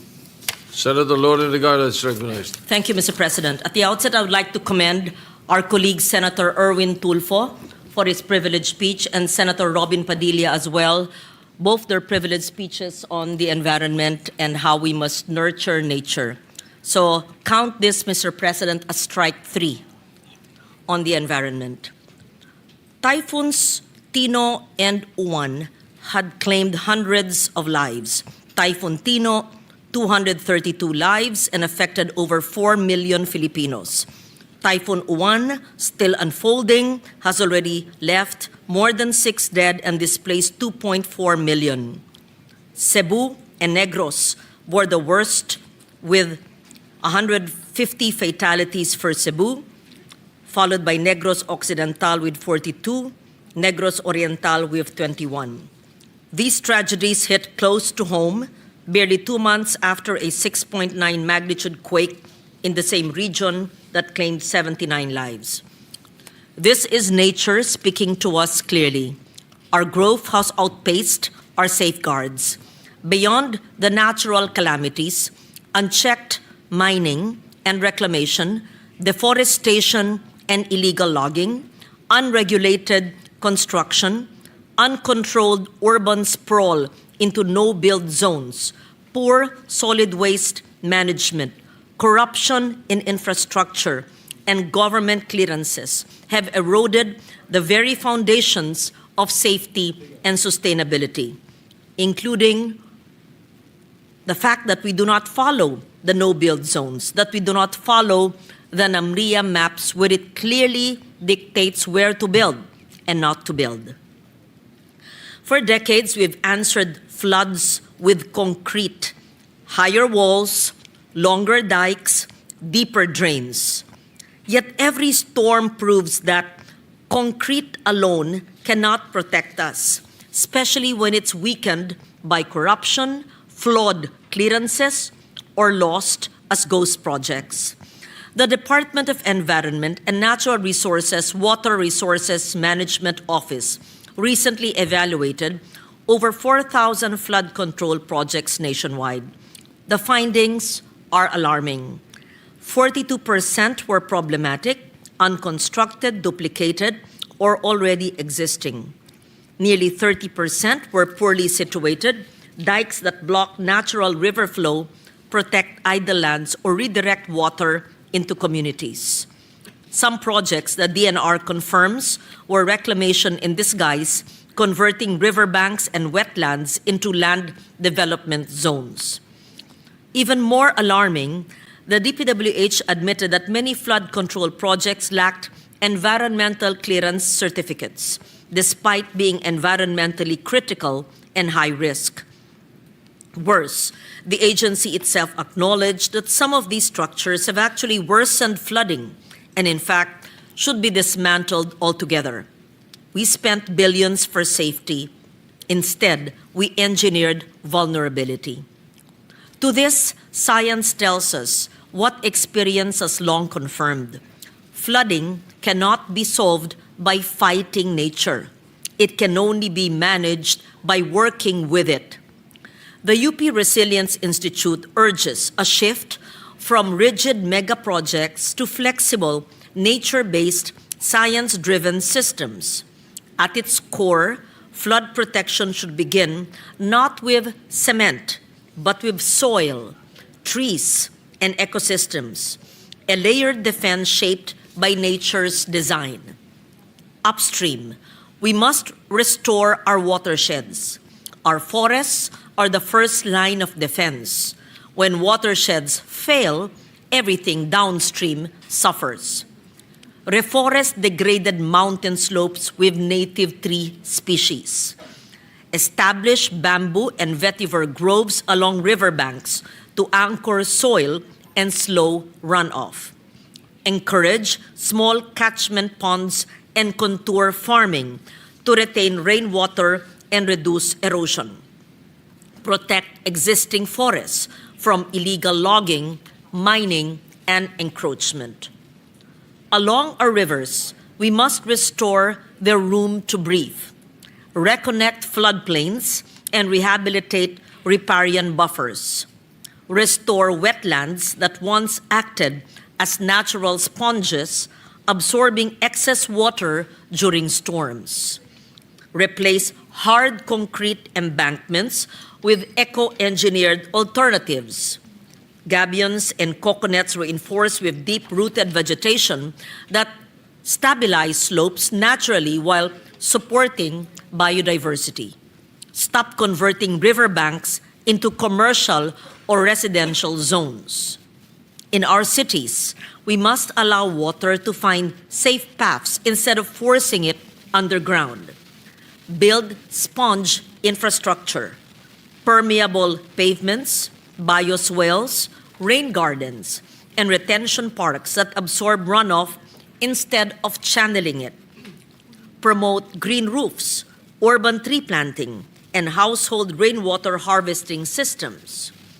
Enforce strictly the Ecological Solid Waste Management Act because every clogged canal begins with a single piece of plastic carelessly discarded. Respect and observe the National Building Code's no-build zones and follow the NAMRIA maps, which is said to have been distributed to all local government units. Stop granting exemptions for politically connected persons. And along our coasts, we must bring back the mangroves and seagrass beds that shield us better than any seawall ever could. To make this happen, governance must evolve as much as our climate has. Agencies must act as one under a unified, integrated flood management and river basin framework with support from local governments, academic institutions, and local communities. The DPWH must align all flood projects with DNR WRMO's satellite validation database before approving or funding any new structure. Equally vital is the use of multi-hazard maps, integrating flood, landslide, earthquake, and storm surge risks to guide all planning and infrastructure decisions. These maps are not for mere academic exercise. Without them, we build where water should flow and settle where danger waits. They must be regularly updated with satellite data used by all agencies and LGUs and made public to ensure accountability and preparedness. All future projects must be science-based, risk-informed, and climate-aligned, not politically convenient or politically determined. It must follow the stream of water based on master plans, river basins, not determined by politically determined districts. We must also enforce what already exists: the Clean Water Act, the Ecological Solid Waste Management Act, the National Building Code's no-build zones, and the NAMRIA maps. When told to evacuate, let's not wait. Never risk lives, or our rescuers' lives. Penalties must be maximized for those who steal amid calamity, before or after. Floods are not acts of God when negligence is written into the blueprints. But governance is not only about agencies that comprise government. It is instead our people. We must remind our citizens that resilience begins at home.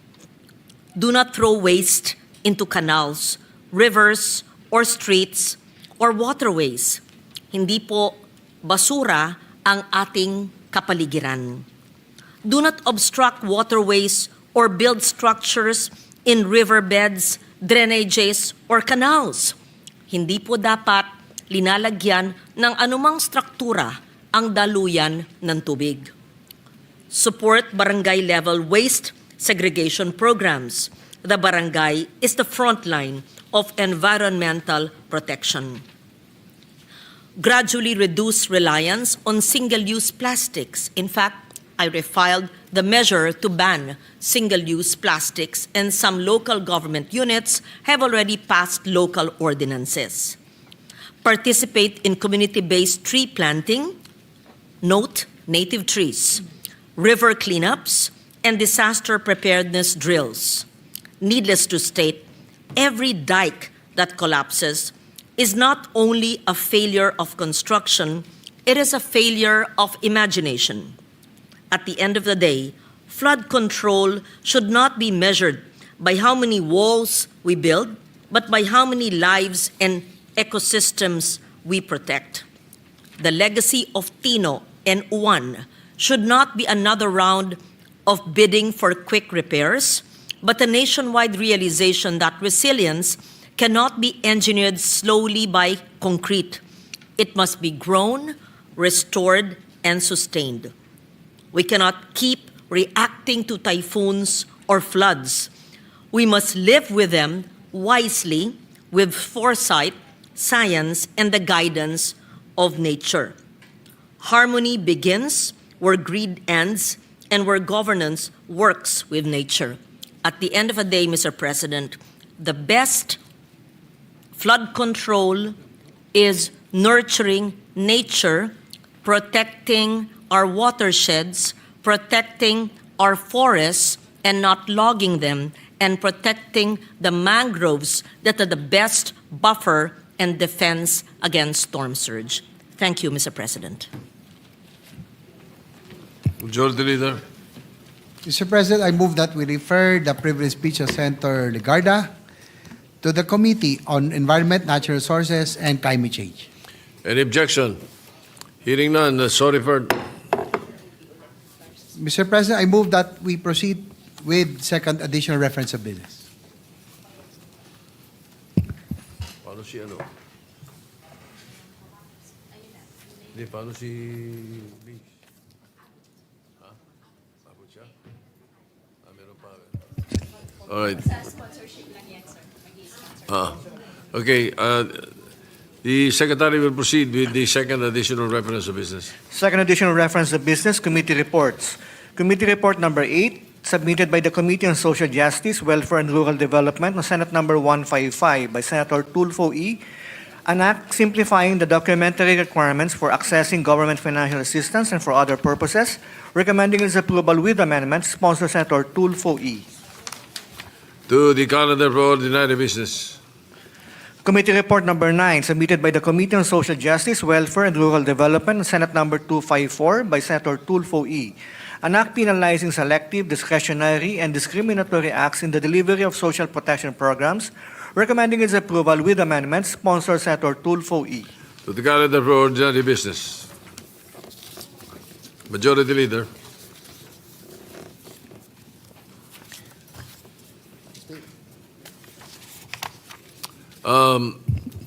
The session is suspended before we recognize again the Majority Leader.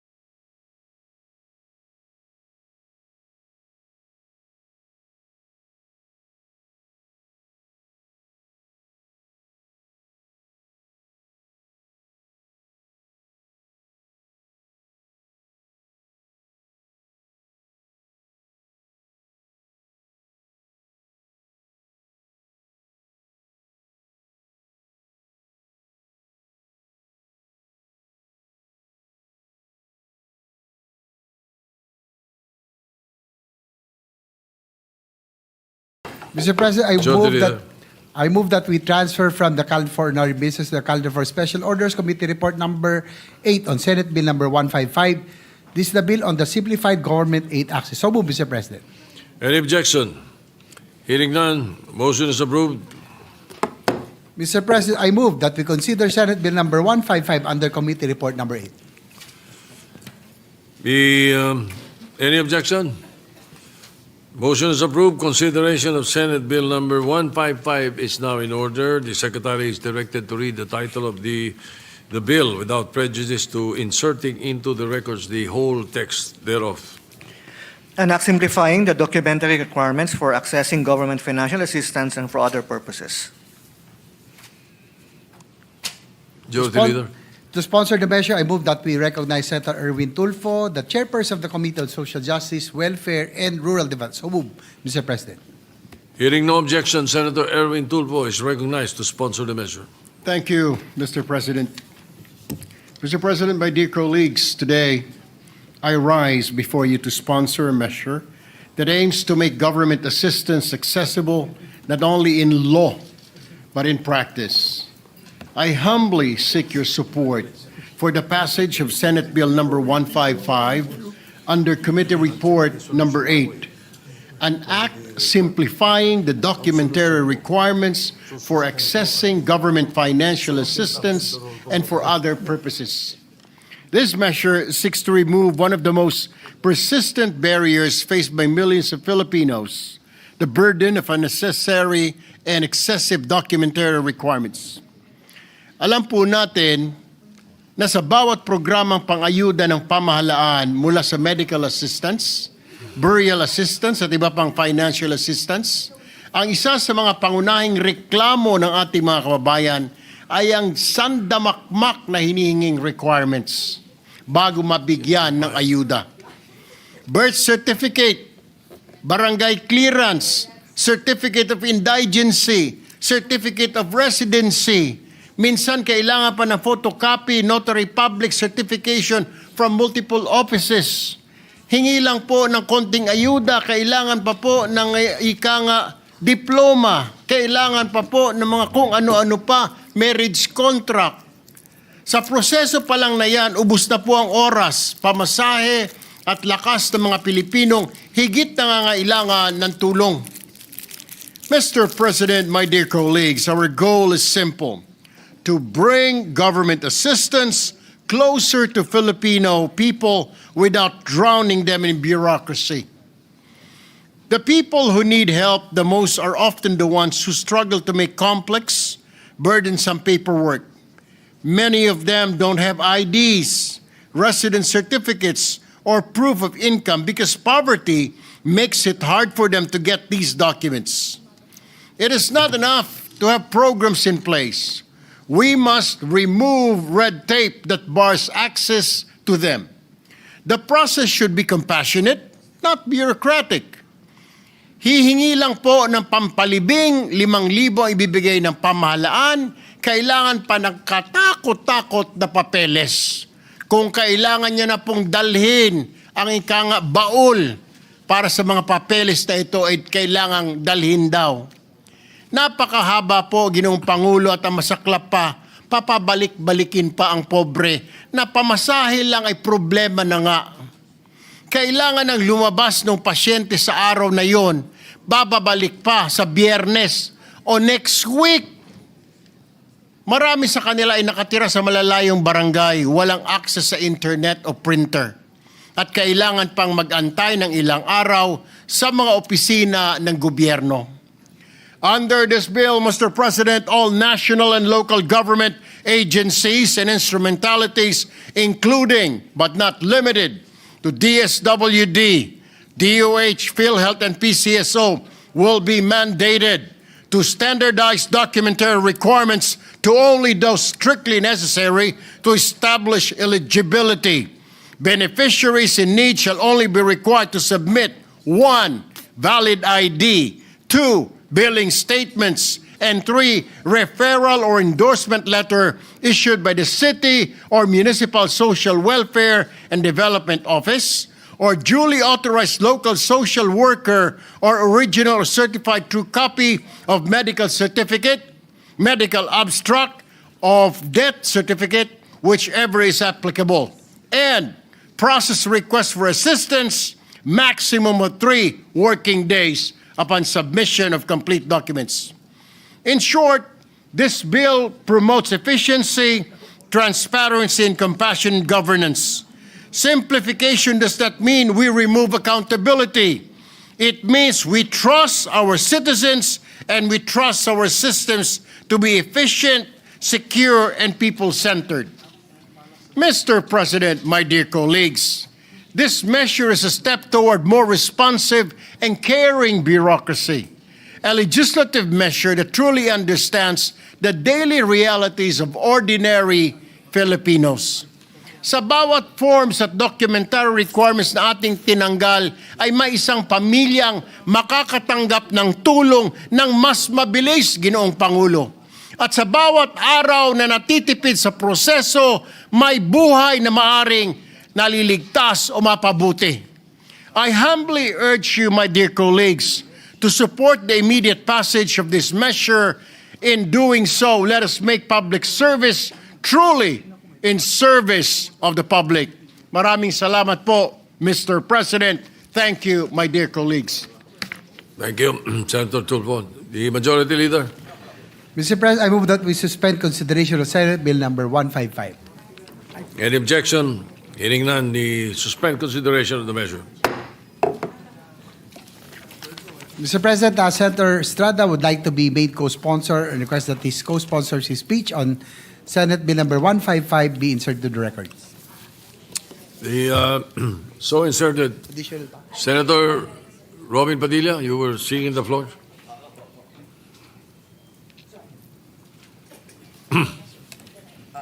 Likewise, Mr. President, before we proceed to the third additional reference, let me congratulate our Majority Leader for receiving the Grand Cordon of the Order of the Rising Sun. Congratulations. Arigato. Congratulations. Senator Padilla, you were seeking the floor. Ano po yun? Maraming salamat po, Ginoong Pangulo. Nais ko lamang pong batiin ang ating pong una, siyempre po, si Senator Erwin Tulfo doon po sa kanyang talumpati patungkol po sa pinagdadaanan ng ating mga kababayan sa paghingi po ng tulong sa gobyerno. Totoo po ito. Kaya po minsan, nanggagaling na po sa bulsa ko. Minsan, dahil sa dami po nang inihingi, ako na lang po ang nagbibigay.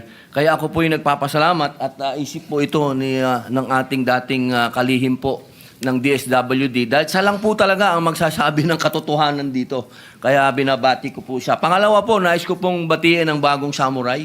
Ang aking pong lakan, Senator Mig Subiri. Ako po'y saludo sa inyo. Lahat po ng martial artist dito ngayon sa Pilipinas ay sumasaludo po sa inyo. Yun lamang po. Maraming salamat po. Yes, Majority Leader, the Thank you, original Mr. one. President. First of all, Senator thank Subiri. you. I would like to thank Senator J.V. Ejercito for pitching in for me today. I'll give a full report, Mr. Senate President, on the award that was given me today. I am still speechless because I was with the Emperor of Japan just this morning. Yung pantalon ko, yun yung suot ko eh. Kala ko nga, papasok na ako, naka-white tie. Sabi ko, dire-diretso na ako, nakasama yung mga award. But he gave his deepest and sincerest condolences to the death of the Filipinos that died these last two typhoons. And that really touched my heart, Mr. President. So I'll put my thoughts on paper and deliver a report to the Senate, hopefully either the next couple of days or by Monday. I'm also waiting for the official photo. Baka walang maniwala sa akin. But I'm happy that I'm here in the Senate.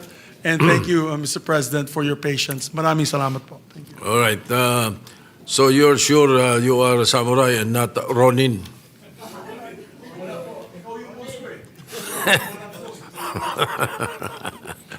Again, omedeto. Congratulations to our Majority Leader. Mr. President, I move that we proceed to the third additional reference of business. Secretary will proceed the third additional reference of business. Third additional reference of business resolutions. Proposed resolution number 147, congratulating and commending the Philippine contingent to the 2025 International Practical Shooting Confederation Handgun World Shoot 20 for emerging victorious in said competition held from September 11 to 28, 2025 at the Frontier Shooting Range in Matlosonas, South Africa. Senator Zubiri. To the Committee on Rules. Resolution 148, commending and congratulating Lovely May Orbeta for winning the historic gold medal, and Alexis Toilo, Noel Malikdem, Janice Hinojales, Giselle Bulahao, Eileen Oclarit, and Orbeta for claiming 2 bronze medals in the World Darts Federation World Cup held in Gyeonggi-do, South Korea from 22 to 27 September 2025. Senator Estrada. Referred to the Committee on Rules. Resolution 149, directing the Senate Committee on Labor and Employment to conduct an inquiry in aid of legislation to establish mechanisms for business adaptation and the protection of employee rights in the business process, outsourcing sector during calamities and emergencies. Senator Tulfo R. Referred to the Committee on Labor. Resolution 150, directing the appropriate Senate Committee to conduct an inquiry in aid of legislation on the proliferation of text scams sent through legitimate numbers of telecommunication companies, banks, and other service providers with the end in view of reviewing the implementation of RA 11934 or the SIM Registration Act. Senator Ejercito. To the Committees on Public Services and Banks. Resolution 151, commending the Yamaha Philippine Racing Team riders for their outstanding performance and exemplary representation of the Philippines in the recently concluded 2025 Asia Road Racing Championship. Senator Ejercito. To the Committee on Rules. Resolution 152, directing the appropriate Senate Committee to conduct an inquiry in aid of legislation on the situation of sick persons deprived of liberty, with the end in view of ensuring their right to health, access to humane conditions of detention, and strengthening the institutional mechanisms for compassionate release and adequate medical care. Senator Tulfo E. To the Committee on Justice. Please proceed with the fourth additional reference of business. Fourth additional reference of business, bills on first reading, Senate number 1448. An act renewing for another 25 years the franchise granted to End-Time Mission Broadcasting Service under RA 9342.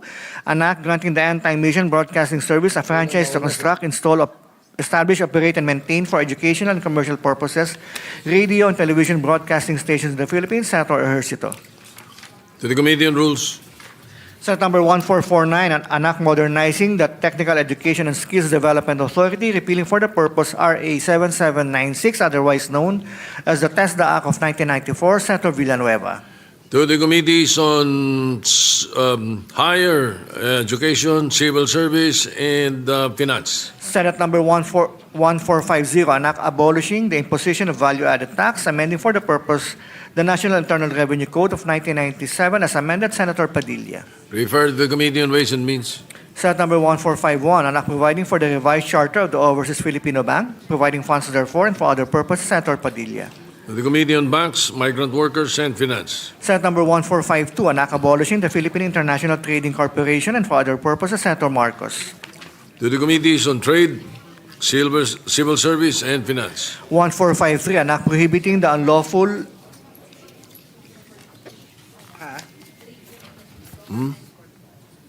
trade, Civil Service, Trade, Civil Service. Ay, bakit ganon? Government corporation. Ano tama yun? Yun tama, sir. Government corporation. Pareho kami na Okay. Government, mali ito. It should be referred to the Committee on Government Corporations, Civil Service. Civil Service, and Finance. Senate number 1453, an act prohibiting the unlawful lending, borrowing, or fraudulent use of licenses, permits, and other concessions granted by the state, providing penalties therefore and for other purposes. Senator Tulfo E. Referred to the Committee on Justice. 1454, an act promoting the adoption of digital payments for financial transactions of the government and all merchants and for other purposes. Senator Tulfo E. To the Committees on Banks and Finance.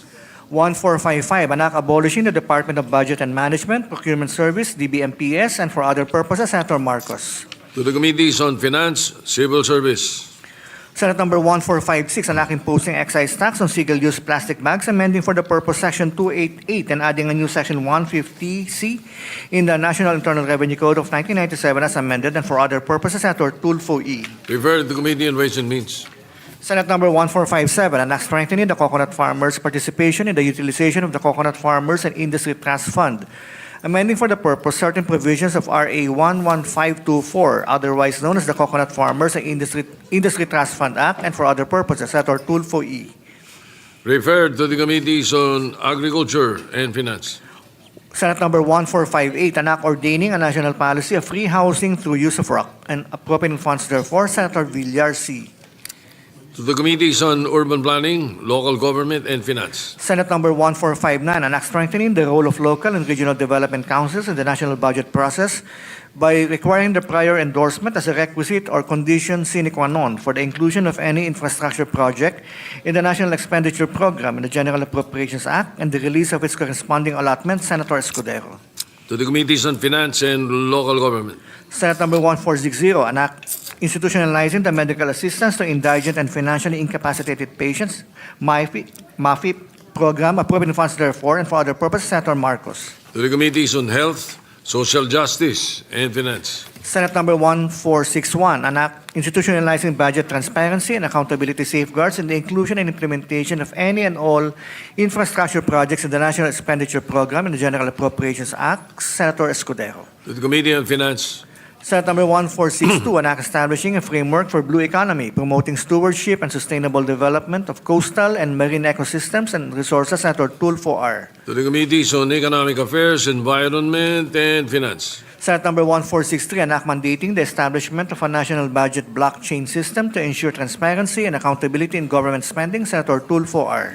To the Committees on Science and Technology and Finance. Senate Number 1464, an act providing for a Magna Carta for barangays. Senator Tulfo R. To the Committees on Local Government, Ways and Means, and Finance. Senate Number 1465, an act establishing a national energy policy and regulatory framework for facilities utilizing waste-to-energy technology. Senator Tulfo R. To the Committees on Energy, Environment, Ways and Means, and Finance. Senate Number 1466, an act further amending Republic Act Number 7836, otherwise known as the Philippine Teachers Professionalization Act of 1994, as amended by RA 9293. Senator Tulfo R.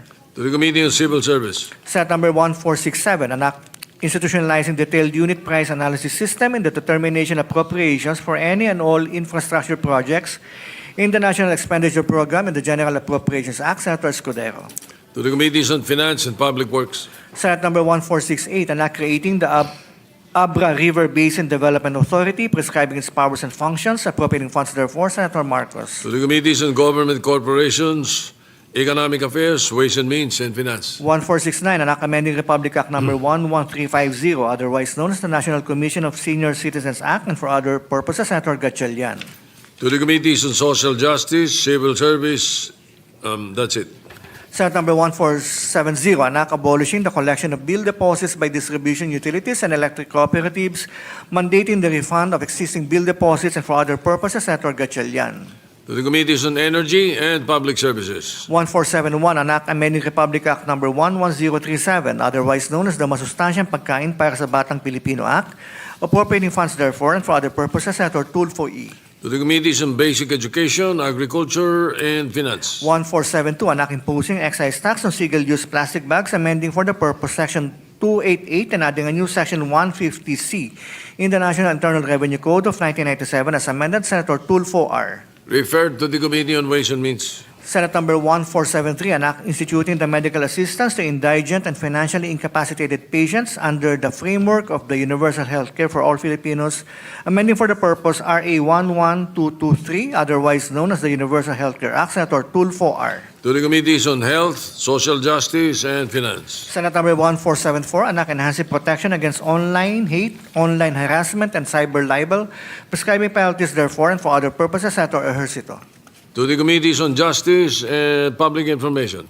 Senate Number 1475, an act establishing the National Framework for Water Resource Management and creating the Department of Water Resources Management and the Water Regulatory Commission, defining their mandate, powers, and functions, appropriating funds therefore, and for other purposes. Senator Ejercito. To the Committees on Public Services, Civil Service, Ways and Means, and Finance. Senate Number 1476, an act ensuring the welfare and protection of business process outsourcing workers in the Philippines. Senator Ejercito. Referred to the Committee on Labor. Senate Number 1477, an act strengthening the Energy Regulatory Commission, amending for the purpose Sections 38, 39, 40, 41, 43, 44, 45, and 46 of RA 9136, otherwise known as Electric Power Industry Reform Act of 2001, Senator Ejercito. To the Committees on Energy and Public Services. Senate Number 1478, an act providing discounted or waived fees and charges to indigent job seekers in the issuance of certain pre-employment documents issued by government agencies, Senator Ejercito. To the Committees on Labor, Social Justice.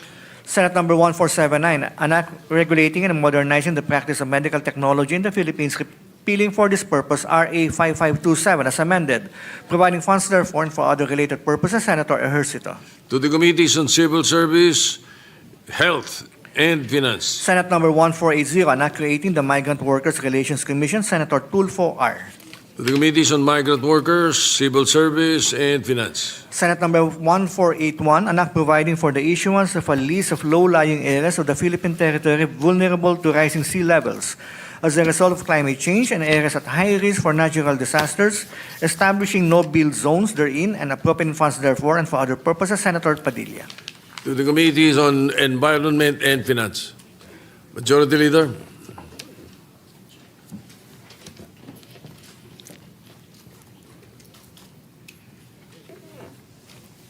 Mr. President, Senator Ligarda would like to be made co-sponsor. Request that her co-sponsors speech on Senate Bill Number 155 be inserted into the records. So inserted into the records. Mr. President, I move that we adjourn the session until 3 o'clock in the afternoon of Wednesday, November 12, 2025. Any objection? Chair hears none. This session is adjourned until 3 o'clock in the afternoon of Wednesday, November 12, 2025.